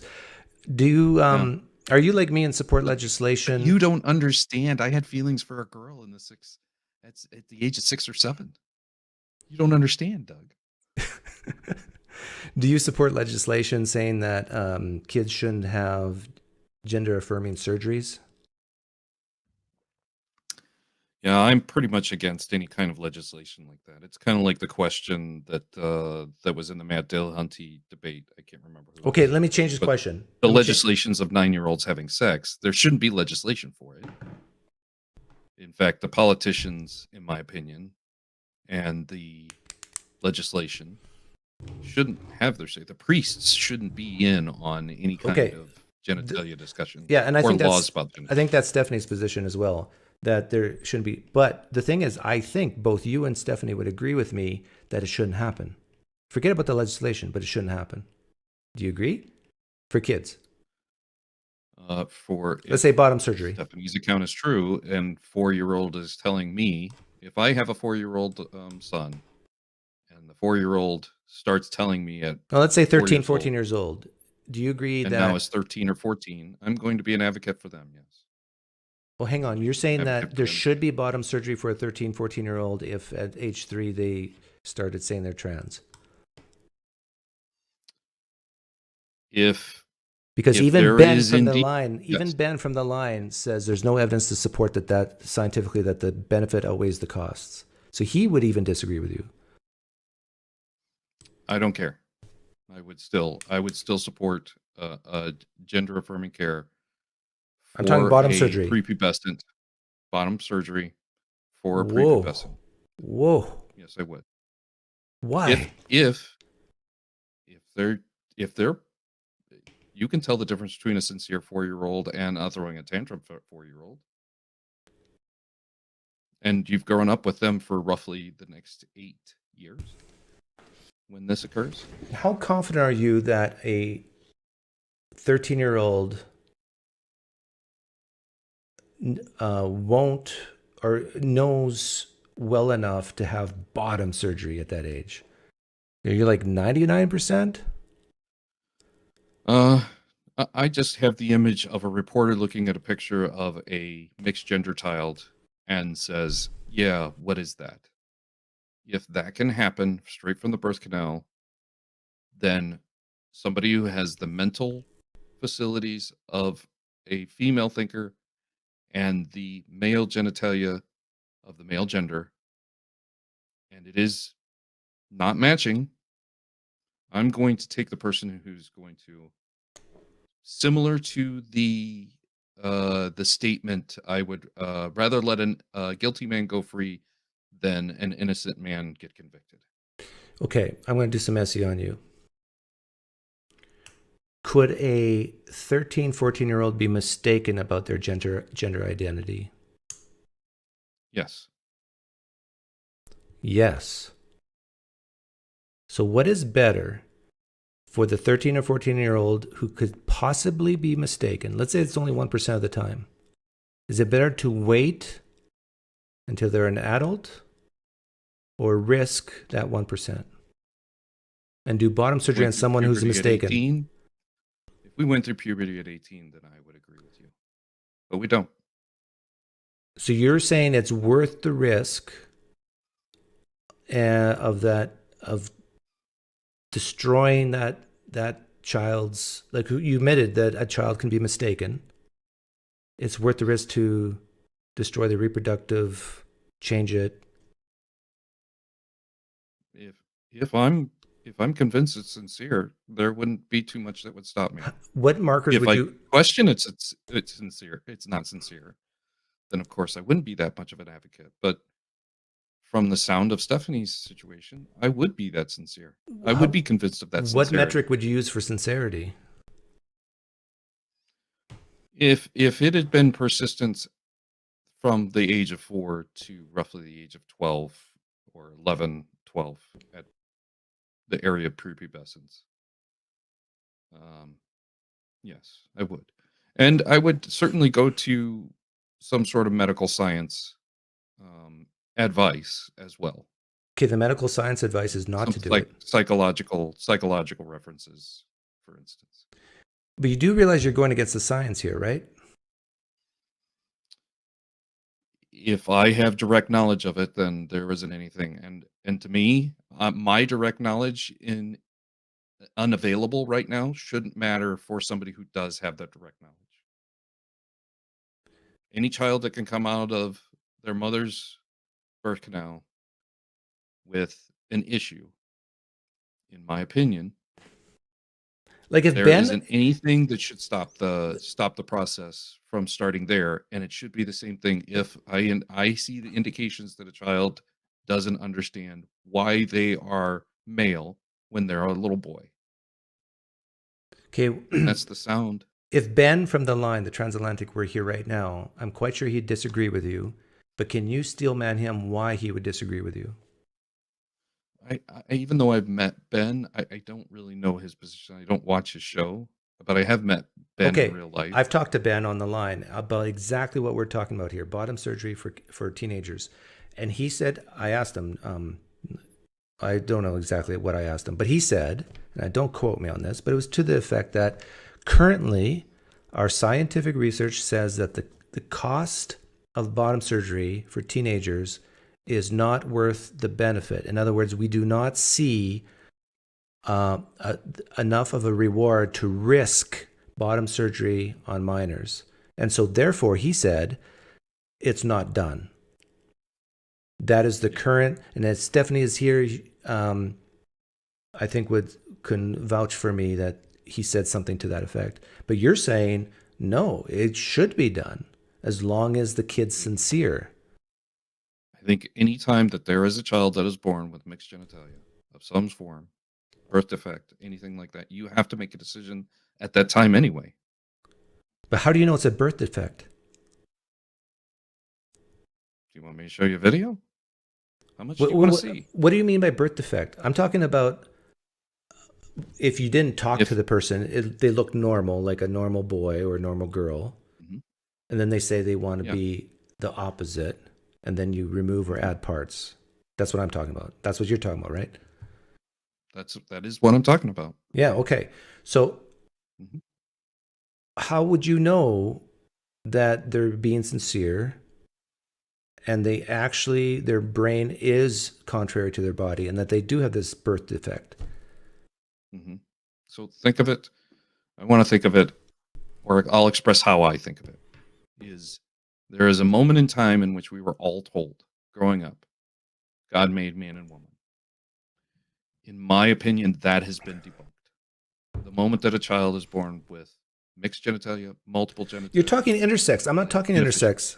I know I'm talking intersex, but you have to make the same decision with an intersex child at some point around puberty. The trans issue and the intersex issue are two separate issues, and it actually bothers me that people mix the two. But I'm talking about a non-intersex person who wants what I'm referring to is the foundation of who makes the decisions.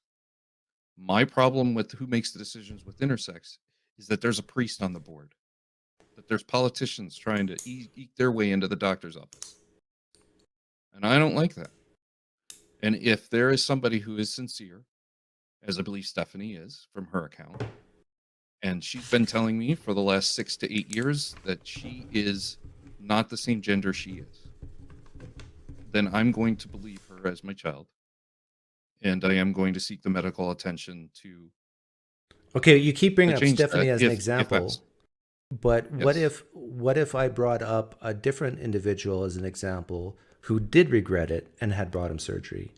What would you say to that person?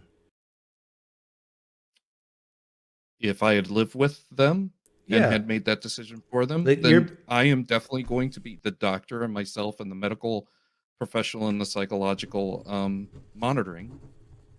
We're going to have some regrets. It is true. But you think it's, even if it's 1% regret, you think it's still worth the risk? Yeah, I would have to be there as a part of that decision. But I don't want to infringe on somebody else's decision having to make it. Would you be for... I would rather it be free and open and a regrettable decision either way, because it's going to be regrettable either way, in all honesty. The people who have the intersex, the reason I use the intersex is because how much regret there is on whether they removed certain aspects of... You said that you should keep the clergy out of this process, right? That's correct. Would you be for legislation to prevent the clergy from being involved in this process? I believe it should be between the medical science and the It's not my question. Decision maker, like the parent and the child, end of list.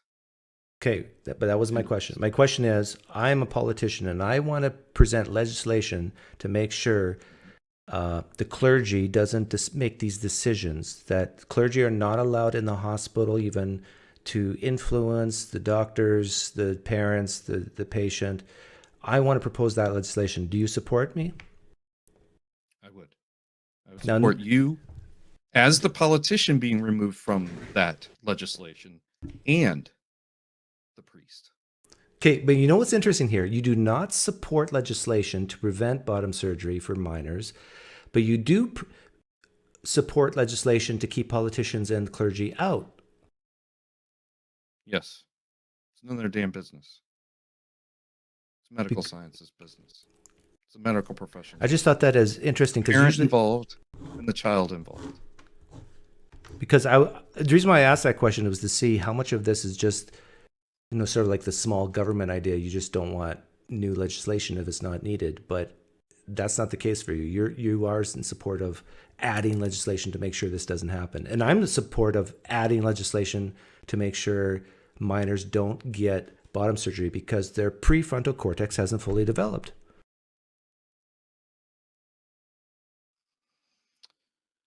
It happens. Like if we were all born perfectly male and perfectly female, then I would be on your side, but we are not. There is approximately 3.5 to 5.5% of the population that is born with some variation of an issue. And what we can't see on the inside of somebody could be up to another 5.5%. 3 to 5% have they're not. What are you saying? 3 to 5% are not male or female? Roughly 3.5% to 5.5% of the population has some form of genitalia issue straight from birth. Well, yeah, mine's too big, but exactly, there are ones that are too big, and you are part of the 1.7% of that category. Lucky you. I am unfortunately a part of the 93% that is just way too average. You're not saying it's 3 to 5% intersex. You're not saying that. I'm not saying intersex. Well, if you add up the various percentages of intersex and the birth defects, so you are saying around that. up to 5.5%. So the ones that are born with mixed genitalia, multiple genitalia, multiple female, multiple male, unknown. When you add all of those up, it's around 5.5% in some variation. Now, some of them are more extreme than others, but the 1.7% is of the various different degrees. Yeah. Yes. And if you say that it's impossible for another 1.7% of the females that are born have different genitalia than what their mind's belief is, and the same thing for males, that's another 3.5%. So somewhere around that area, you could have somebody who is definitely has a mind that is of a male, a body that is of a female, and vice versa. And there's no way to test for that. There's no way. The people who say there's only two sexes. What's their argument? Do you know? God made male and female. The scientists who say there's only two sexes. What's their argument? Like Dawkins. If they say there's only two, then show me the evidence that 100% of the population is 50-50 male and female. And what evidence would you need to be convinced that there's only two sexes? That 100% of the population is born perfect, male and female. Okay, what do you mean by perfect? There's no spectrum. Like the difference between me being a male and my brother being a male, I would say he's a little more male than I am. Right? He's still male. Why is your brother a little more male than you? He's more masculine. Masculinity is equivalent to maleness. Measure of masculinity, for instance. Let me ask you. Let me ask you if you've ever gone to had a good night drinking, partying with the boys in Boys Town, Chicago. Have you ever done that? So you walk in, it's international. I don't want to. Hey, Tux, your mic is terrible, and so I want to actually have you talk less than more. And so I just want to ask you questions, and the best case scenario is for you to answer lean yes, lean no, because seriously, your mic sucks. But you made a very interesting comment that you believe your brother is more masculine than you and therefore more male than you. Is that what you said? Well, no, yeah, I guess I could say that because if you range it on a spectrum versus two categories, then yes. Okay, my brother sister is higher towards, say, one on one side is male. Okay, on the other side is I female. just needed to hear you said yes to my question. Spectrum. So my sister is a Tom girl. She was raised on the farm. She shoveled manure. She rode motorbikes, the whole deal. Is she less female than, let's say, a woman who doesn't do those things and likes tea and dresses and all that? Are you calling my sister less of a woman? Less of a female, I should say. Less of a female? Or varying degrees of femininity. Like, let me ask you if you didn't answer my question yet. The image. Oh, what? Is my sister No, I'm less not a female? accusing your sister of one way or another. I just told you my sister's very masculine. Now I'm asking you, is my sister less female? On a 2-gender scale, yes. I'm sorry, I said that backwards. On a 2-gender scale, no. On a spectrum, yes. So you are equating male and female with masculinity and femininity. So they go hand in hand. You would say that it's not really possible for someone to be extremely masculine and female or extremely feminine and male. There is a way for that. Like, I have 2 sisters, and one is very feminine and one is very masculine. Okay. I just wanted to clear that up, make sure. I think I got it straight now. So you believe sex is on a spectrum and gender's on a spectrum. Yes. Okay. Or quadrant, if you want to push it that way. Guys like Richard Dawkins will say that there's only 2 sexes. And guys like Dawkins will say even intersex is basically boiled down to 2 sexes but you have to do more work. You have to go into the developmental pathways to figure out what sex. So even though it can express, a person can express as being very masculine or very feminine, maybe even have larger breasts or whatever, ultimately you can still genetically say it is one sex or the other. And that's how guys like Dawkins defends that sex is binary. Have you ever heard that before? Do you think Dawkins has any question whether he's a female or not? Like, there's people that know. I know. Yeah. You know what? That you're female? No, that I know that I'm male. But I believe somebody if they tell me they are a little both or too much of. So if you just said one side other than the other. You just said you're male. If you became very, very feminine, would that mean you're less male and actually female? When does the trigger switch to going from male to female? Maybe it's Maybelline. Yeah, like, is it basically if you start wearing enough makeup and dresses, the trigger switches from male to female? Yeah, I don't know. Like, I know what I'm comfortable in, and I'm comfortable in me. I can be empathetic to somebody who is not comfortable being in themselves because the gender is confusion between the mental aspects of what they feel, their emotional aspects of what they feel, and their genitalia just doesn't match. So you do believe there is a gender soul trapped in physical body? For lack of a better colloquial term, I'd say I'd say that'll do. Huh. Can we measure it some way scientifically, this gender soul? How do we know it's really there?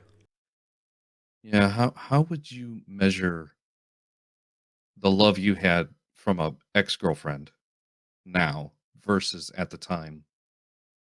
Because you've been married for a long time. You could mention her name to me and then hook up an fMRI machine and see what areas of my brain light up.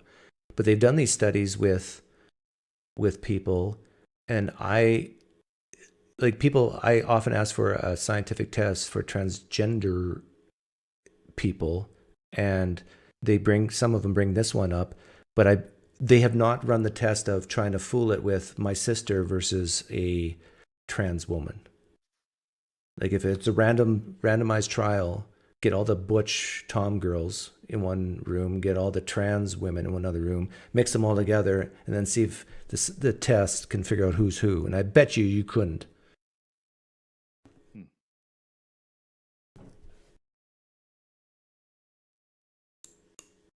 Yeah.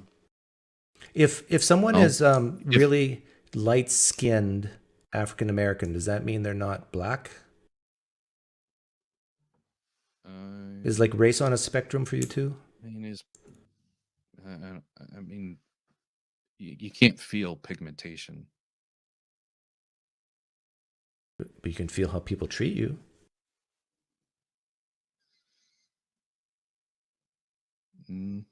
I think it's false equivalence. It's at least my mental capacities aren't really like a dark-skinned African American versus a light-skinned African American. Would you say that the dark-skinned African American is more black? No, it's like I don't feel being white. So it's about perception. That's why it's different. The inner perception. The perception might be different. If someone, like the reference to when I was a kid, I remember seeing people cross the street to stay away from somebody with a dark pigment, for instance, like that kind of reference. Well, I'm just relating this to, you said that the more feminine you are, the more female you are. So the blacker you are in your skin pigmentation, does that mean you're more African American or more black? I don't know. Like if your island's black versus lighter, a northerner black, like for instance,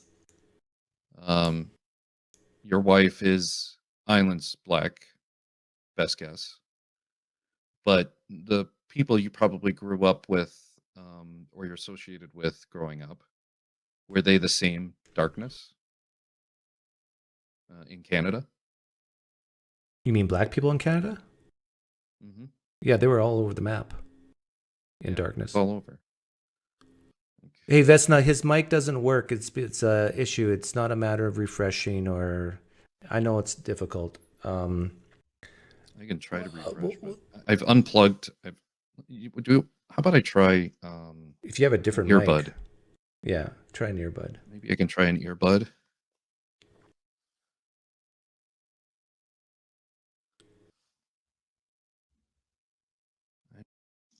Somebody else was having this problem. It's different, definitely different. It's lower quality, but it might be better. You can hear me all right? Yeah, actually, this is better. The quality's worse, but it's at least steady, so that's good. I want to get back to you're still boggling my mind with trusting that we should trust people like kids with their identification. If they say that they're trans or whatever, that we should trust them. Would you do that for people who identify as a dragon? And let's say they want to have, I don't know, something modified on their body to look more dragonish. As a prepubescent or an adolescent, no, that's not the same. That's false equivalence too. Okay, why are they different? Because we have two people identifying as something that want something different than what their body presents. And why don't we trust the person who identifies as a dragon? And this is not make-believe. There's people out there who actually sincerely identify this way. Do we have an instance in the world where a 4-year-old has told a parent, hey, I think I'm a dragon, and at puberty they go through they go through a transition or a transformation and become a dragon. Okay, I don't know, but let's say metaphors aside, but I know jokingly, or at least I think all kids are basically at 3 or 4 years old. You don't take what they say that seriously. Like, but let's say we had a 4-year-old who says, "Mommy, I'm a dragon," and then at age 13, that belief hasn't changed, and they want to have doctors surgically attach some type of tail to their butt to look like more like a dragon. Would you support that? that would be a little different. If I think the answer to this question is if there were children who went through the equivalency of puberty and became a dragon. Let's throw it on the table, but the same science would need to be consulted. The same oath of the medical profession would still have to be adhered to. And I don't think this dragon analogy. What science are you talking about? I don't think this dragon analogy. We're talking about trusting the identity of people, right? That's the science, really. Is there other science that a medical professional would have to say, yeah, I think your child really is a dragon for me to be on board with that, and I don't think that would happen. If a medical profession did the psychological analyses, and a doctor said, we really do genuinely believe your son is a female, and we need to act in this manner, I just don't see the same analogy being true for a dragon. What would a scientist have to see in order for the scientist to say, yeah, I think your son really is a dragon? Well, if I told a medical professional, hey, check this out, I've had a child that's for the last 6 to 8 years has been telling me that they are the opposite gender of what they are. And okay. So I let's would say we ask have a child them that for says their advice. Let's say we have a child who for 6 to 8 years. If the same child is saying, I'm a dragon, I'm a dragon, I'm a dragon. Yeah. Then, that psychological aspects would be analyzed. And if they are indeed a dragon and we can transition them through a metamorphosis, I guess I would have to go with they become a dragon. But there is no link there that I know of to make that happen. Well, there's a common denominator, and that is self-reporting identity. One says dragon, one says boy or girl. Mm-hmm. And right now, the way professionals tell if a person is suffering from gender dysphoria or is a trans person is through self-reporting. And then they talk to the parents, they talk to teachers, whatever. Has this person been consistent? And they fill out these little bubble forms, they got questionnaires. That's very scientific. I'm mocking it, of course. But I can imagine someone being consistent, always believing they're a dragon. But I would come down on the side of, no, just because you have this true belief of being this sincere belief of being a dragon doesn't mean you are one. Just because someone has a sincere belief that they are a male, that doesn't make you one. Beliefs don't make reality, right? Correct. I am not a firefighter or an X-Wing fighter pilot as per my dreams somewhere around the age of 7 or 8. That is correct. But that wasn't a dream. That was a dream to become something that didn't exist and did exist. And I'm neither of them. So to that factor is your point. However, at the age of 7, I didn't have body hair. And that grew naturally. If you look at the difference between the body hair between myself and the sister that I say is masculine, she has more body hair than I do. And she didn't have to go through any transitions. She went through her own puberties. And I can't I can't necessarily, say that because she is more masculine than I am in her body hair, that she would have known how to take care of that, how to not have that, right? So this equates a little more to that scenario instead of my dreams to be an X-Wing fighter at the age of 7. I hope comes true.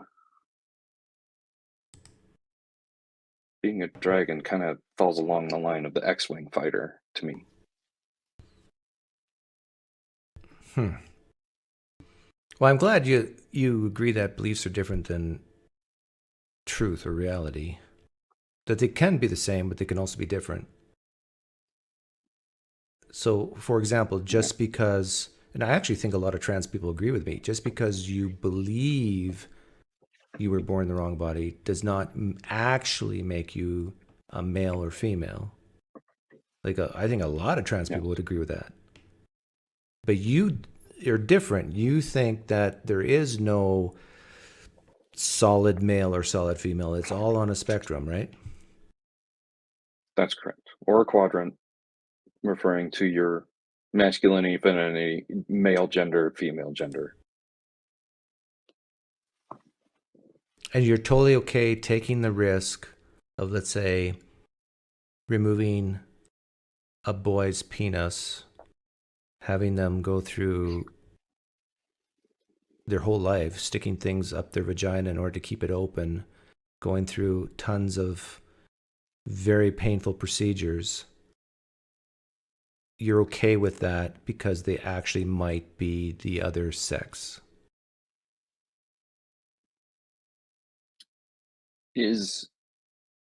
If there wasn't, and maybe I'm wrong on this, and maybe somebody can correct me, but if there is a moment in which the ounce of prevention is at puberty for many of these things, which I believe the healing process and the growing process to become the change is better at puberty, or to go through puberty as that gender, then yes, I would.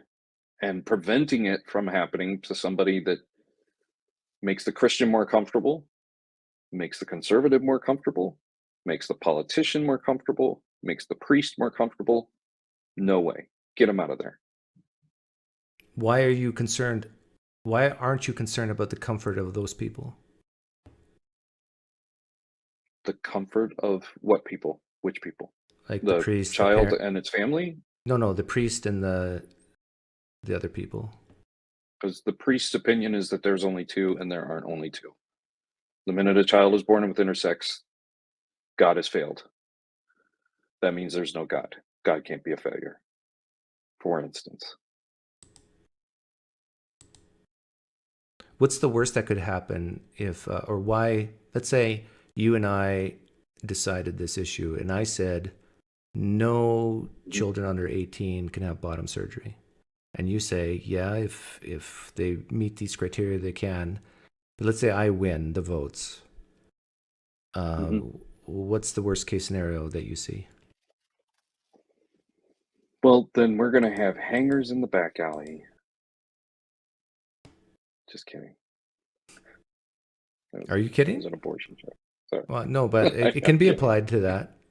But no, it could be black market. It could be black market type of thing, and then it's not regulated, and then it's just kind of a wild, wild west. But on the flip side of that, I think that if you won and it's just goes to 18, then that would be the fact of life. I would lose the battle that it's better that we get the one and lose the other. Just like I'd said, I forget what I said, but when you have to make this tough choice, it is not a pretty choice. Okay, I'm still not clear what the downside is if I win. So I make legislation, I win the battle, no transitions no bottom surgery under 18, and I win that. What's the downside?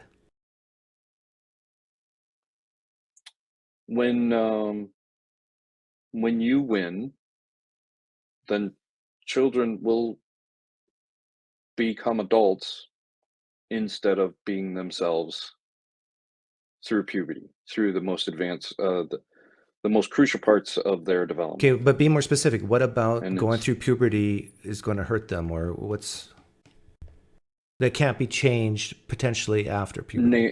The nature, what nature is capable of doing through puberty versus what has to be done through surgery. If the betterment is that a 12-year-old goes through it, because you don't go through You're talking about puberty just at they're going to be 18. too tall for a girl? Is that what you're saying? Or too muscular for a girl? Or too thin for a boy? Is that what you're talking about? That's the downside? Not really. No. It's more of referencing the amount of hair I have versus my sister, for instance. Like, how did that happen when she went through puberty versus when I went through puberty and I have less hair? I'm male. I'm supposed to have I'm still not hearing the a lot of hair downside. like crazy. What's the downside of someone going through puberty who shouldn't go through puberty in your view? Have you ever heard of prenatal surgeries, for instance? Yeah. So why do they do prenatal surgeries? To save the life of the unborn baby? Or the mother?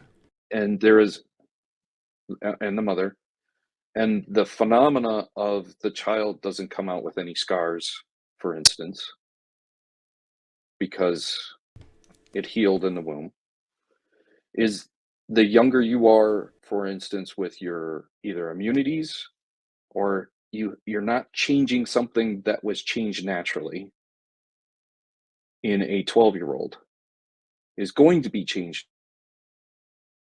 You've totally lost me. A prenatal surgery. I think prenatal surgery, for instance. I think what you're saying is the downside is that they're going to die. Is that what you're saying? I don't think that I'm not going to death. No, I'm just going to the healing process, and you're not changing something that's already changed. You're changing something before naturally it has changed. And the body can do for itself what a surgery has to do later. What is the downside of waiting till 18? I don't know how to explain it, honestly, but your body has an amazing way of let me give you some possible answers what you could have said. And prepubescent. They'll be sad for all those years. You'll be sad. That's one answer you could give. You'll be sad from the 5 years. Or they'll be too tall, but they want to be a girl, and they're going to be too tall and muscular, and everybody's going to think they're a man instead of a woman. That's another answer you could give. Or they could commit suicide if you don't do it. I'm not referring to. They'll commit suicide if you don't do it. That's another answer you could give. Is any of those answers your answer? No. No. Okay, a child going through puberty is a prepubescent child. So what was I before I went through puberty? And if I so chose and got the opportunity to become a girl, a woman, and I go through puberty, and going through puberty I become a woman, the amount of process that is done naturally instead of having surgically done 10 years later, 8 years later, in my opinion, the difference could be in that natural process. You can't do that at 18. You can't do that. Even though it's unnatural, it's a natural process. You would be able to do things naturally at puberty that you would not be able to do naturally at the age of 18 or 20. Assuming it's a 2-year process. I'm really trying to understand you. You're basically saying if you go through puberty, there's some things that are irreversible. Okay. I would agree. I would agree with I said that. Okay. Yes. But what I'm getting at is specifically what things that are irreversible, what's the biggest downside? The only things I can think of is, oh, my voice is really low now and it's really hard to get it back up, or I'm really big now and I want to be viewed as petite little girl or whatever. that's what puberty does. It grows bones. It grows hair. It deepens the voice or raises the voice or keeps the voice the same. These are the things puberty does. It causes menstruation. Those are the biggest downsides I think you can give, is that you just can't reverse certain things. But catch it before it falls. Yeah, but I would argue that if you're comparing being a little bit bigger than you want to be because you want to be a woman, or being a little smaller than you want to be because you want to be a man, and you went through puberty or didn't, I mean, these to me are minuscule compared to having your penis taken off and then regretting it later. Mm-hmm. Or taking puberty blockers for 3 or 4 years, and then the other hormones afterwards, and then when you're 30 saying, I want children, and then now you're infertile. That's a huge risk, right? It is. So why risk it when you can? This is really going to bother people like Stephanie, but why risk stuff like that when you can have a little bit of mental anguish for 4 or 5 years? And then if like you I said, naturally, go ahead. The natural progression of puberty is a different scenario than surgery at the age of roughly 20. There are some things that can be naturally done that cannot be naturally done. Even though it's unnatural to do it, there are things that are still within the subcategories that can be naturally done. And that makes a difference. That may make a difference. You know, keep in mind that I have never experienced this scenario, and you have never experienced this scenario. But I trust Stephanie when she says she has. Why? I don't have any reason not to believe her. She transitioned at Do you trust the person who says they're a dragon when they're 3 or 4? Well, I'm an X-Wing fighter at the age of 50. Like, I'm being really harsh here, but I think this is the truth. Like, it's easy to say I trust someone who says who they are. It's easy. It might be easy for you to say that when it comes to male, female, but you don't even believe in male and female. Mm-hmm. You believe in spectrums. But where do you draw the line when you trust people in their identity? Like, someone says, I'm a tree. You don't trust them. I'm a dragon. You don't trust them. They're born female and they say, I'm a boy. Why do you trust them all of a sudden? I would trust them. Why? If somebody tells me that they are a boy, I would trust them, without a doubt. When you say trust them, you mean believe them, right? I would believe them, yes. But you wouldn't believe someone who says they're a tree or a dragon? No, I don't see trees popping out of their mother's birth canals, as far as I can tell. I don't see dragons being transitioned to puberty. Okay, it's just because it's so different, that's why you don't believe it.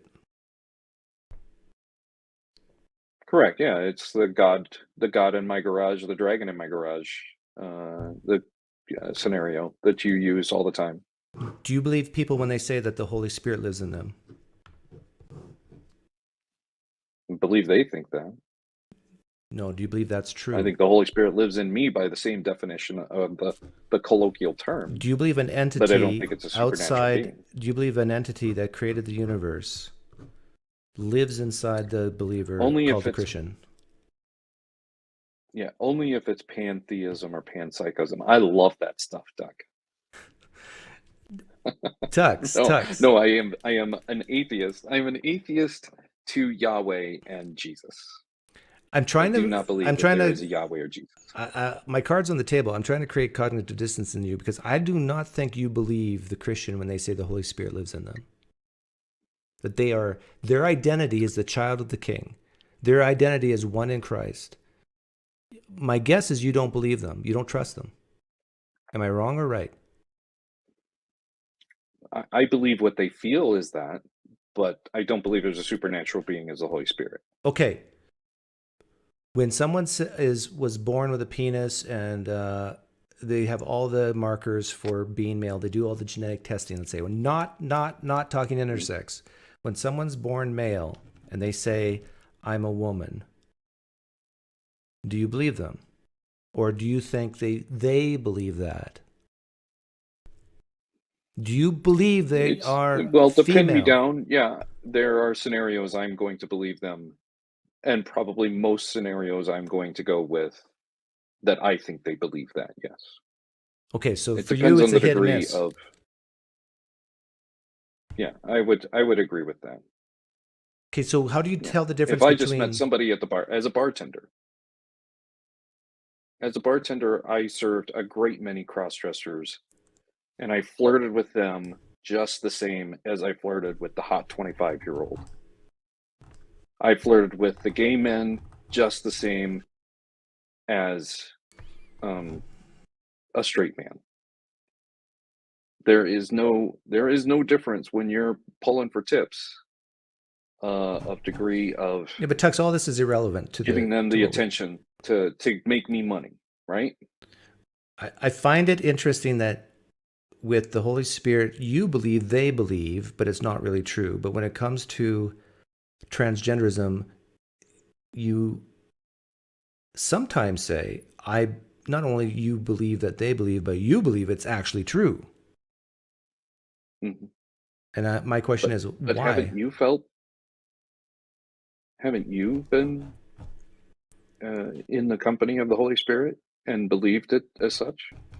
Yeah, but I don't think the attribution was You've correct. experienced something, as I have, that you thought you There's were an experience and there's under the influence of the Holy Spirit. attribution. There's an experience and there's an attribution. Yeah.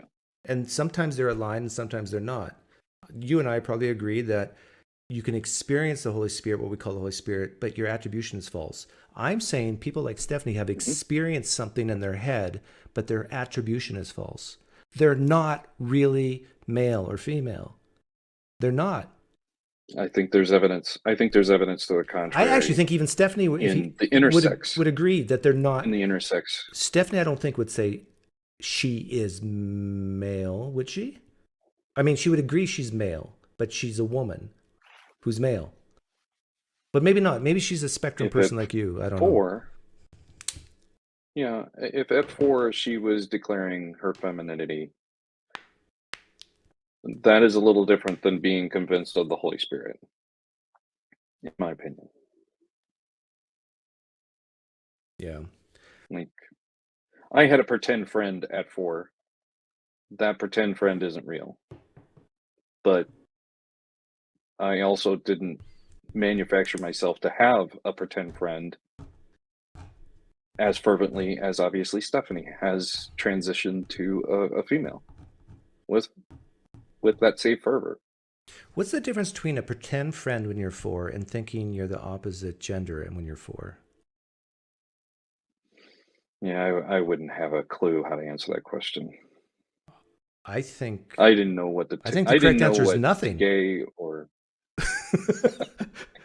it could be. I won't disagree. It could be nothing, but it also could be something in a small percentage of the population. Because the person at 4 years old who has a pretend friend, that experience can be very, very real. And a person who's born female saying that they're a boy, that experience can be very, very real. But guess what? It doesn't make it true. Well, I do remember making a scapegoat out of my pretend friend, and I don't think you would be able to do that with a gender differentiation at the age of 4, at the age of 5.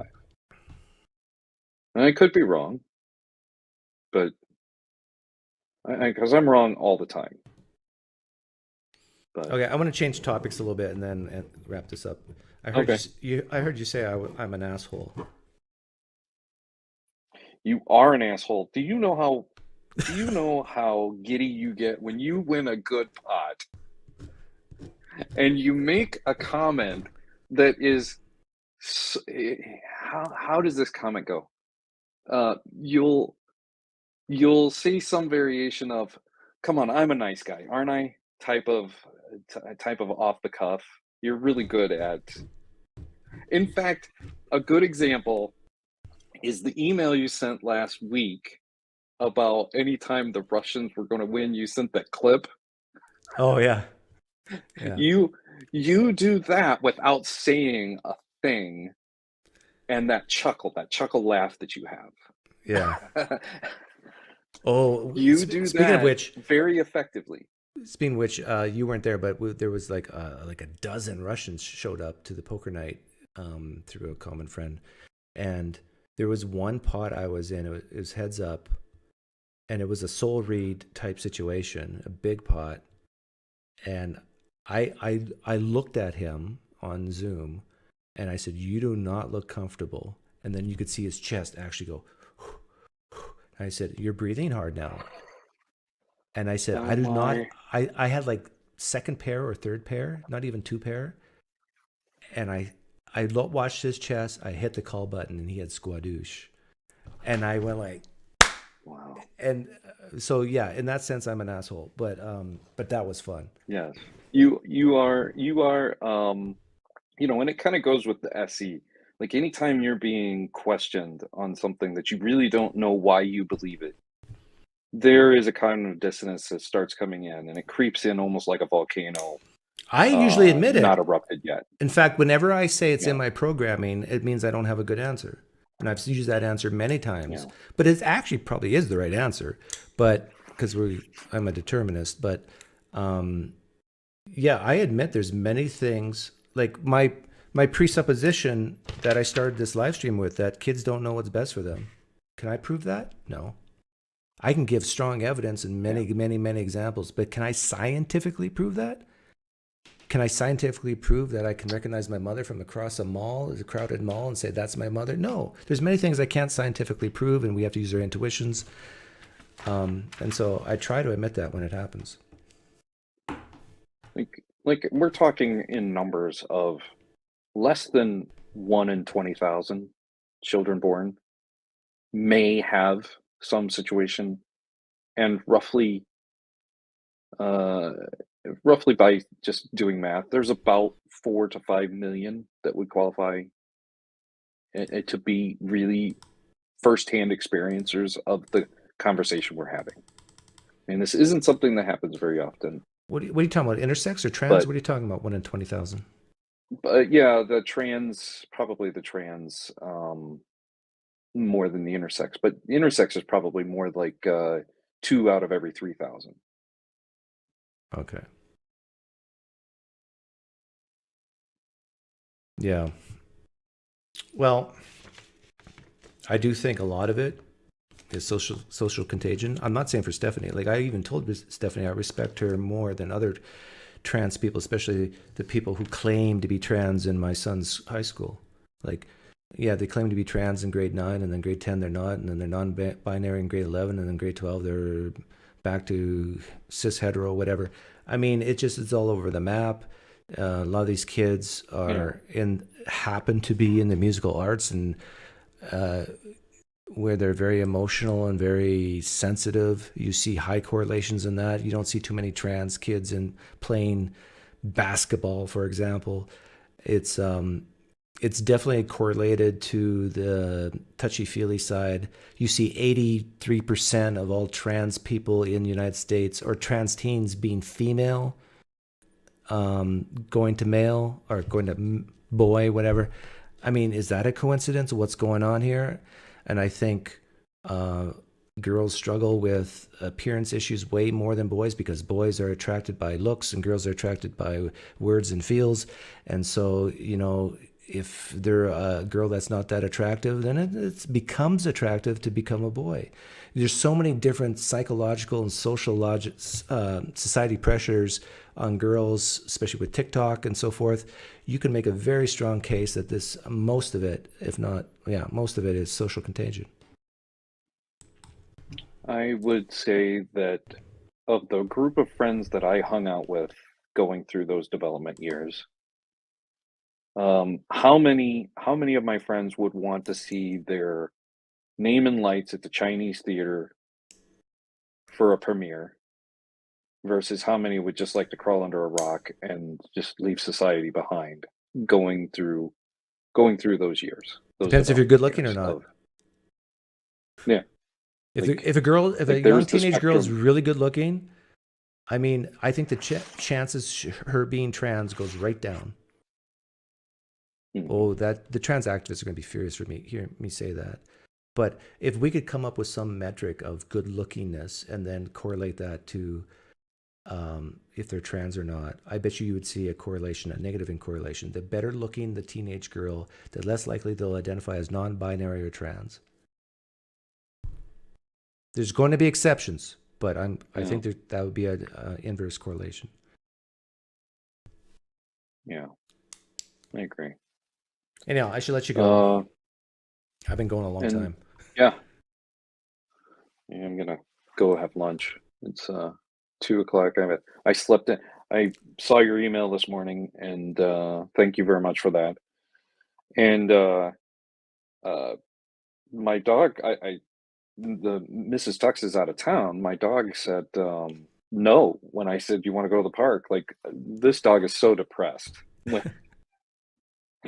when Nance is out of town, and we just laid there till noon, basically until 11:45, and I fell back asleep and finally took the dog for a walk and noticed that you were live. Hey, before you go, walk through the park at 1.75. Before you go, I'll give you one last chance to disown me. Do you wish to denounce and disown the Pinecreek channel and Doug?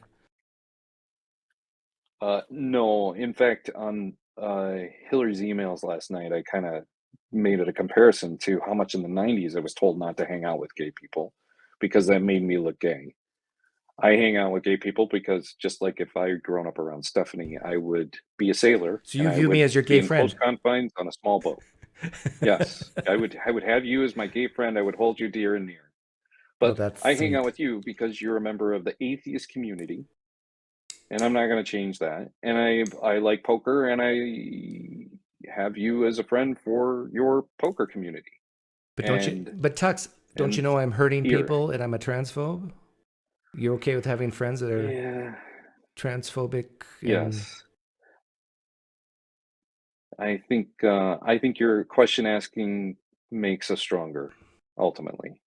As if that wasn't a circular argument for nearly an hour the other night. So what I'm hearing you say is I'm a transphobe, but I'm a good one. Not too dangerous.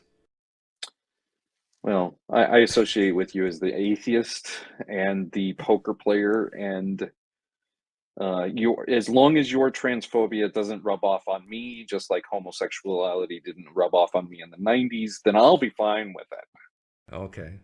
And I actually agree with you that when it comes to poker, I can be an asshole. So thank you for that. I'll try to work on that. You can.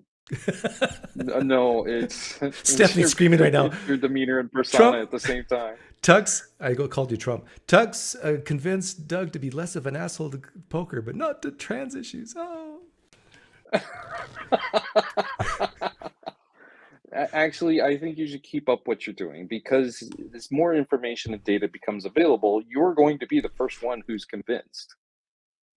And if that data is true and it holds true, even though there is a human element that cannot be answered whether you think it should be after 18 or at puberty, it's yet to be seen. Yeah, this isn't something that's been highly publicized at this point. Yeah. Okay. Well, thanks for coming on. Yeah. Cheers, Doug. And I'm sorry people will, cast you out for liking me or being friends with me. Nah, that's all right. I've done worse. That was. It's interesting. It's interesting that I think when I was talking to Tux about the bottom surgery for minors, that I think even trans activists would find themselves agreeing with me and disagreeing with Tux. Weird how life works.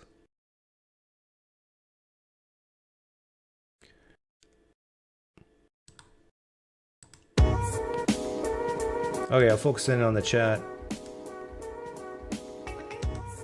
If you hate me and want to say something, now's your time. Tag me.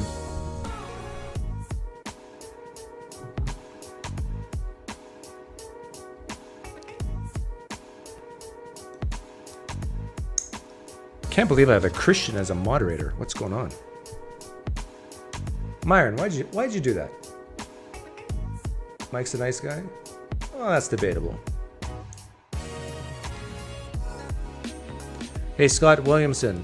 To the left of the A button is a caps lock. Press it now.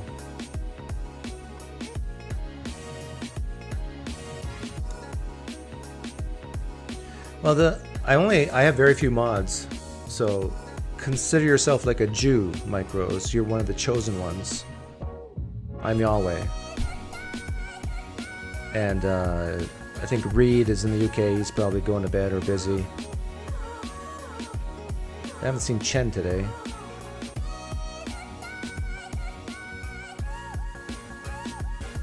Trans deniers carry the burden of proof. Huh, that's interesting. Something not natural. Burden of proof to something natural.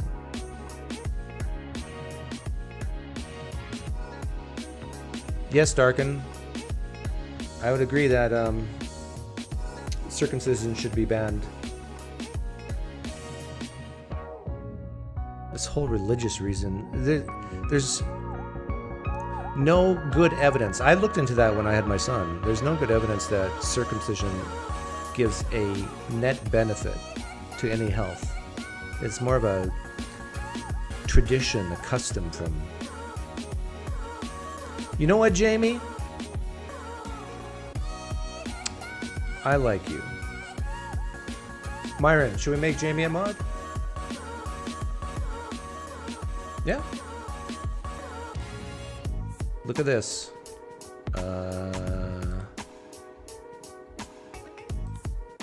Okay, say something, Jamie, and see if you get the little thing. I'll keep the music going here. See if it worked. Hopefully I didn't accidentally ban you. Can you join poker, Sasha? Yeah, we need a token gay guy. Email me, dll1671@yahoo.com. It's also in the About tab of my homepage. There you go, Jamie. You are now one of the chosen ones. You're one of maybe 4 or 5. You are special in my sight. You will be loved, protected, and guided forevermore until you reach the promised land.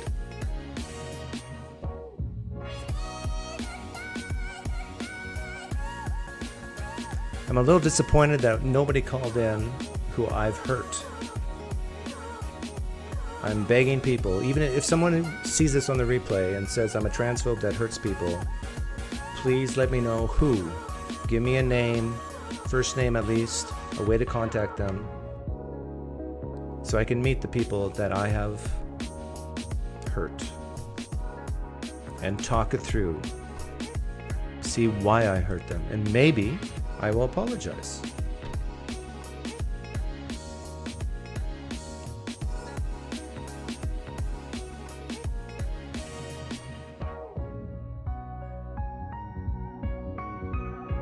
No, just Mike and Jamie are special.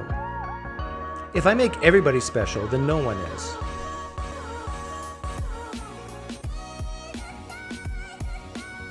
But yeah, some of you have been here a long time, so I do appreciate that. Yeah, we'll send out Jamie a checklist. Transphobe, yes or no. Jamie, just check the yes.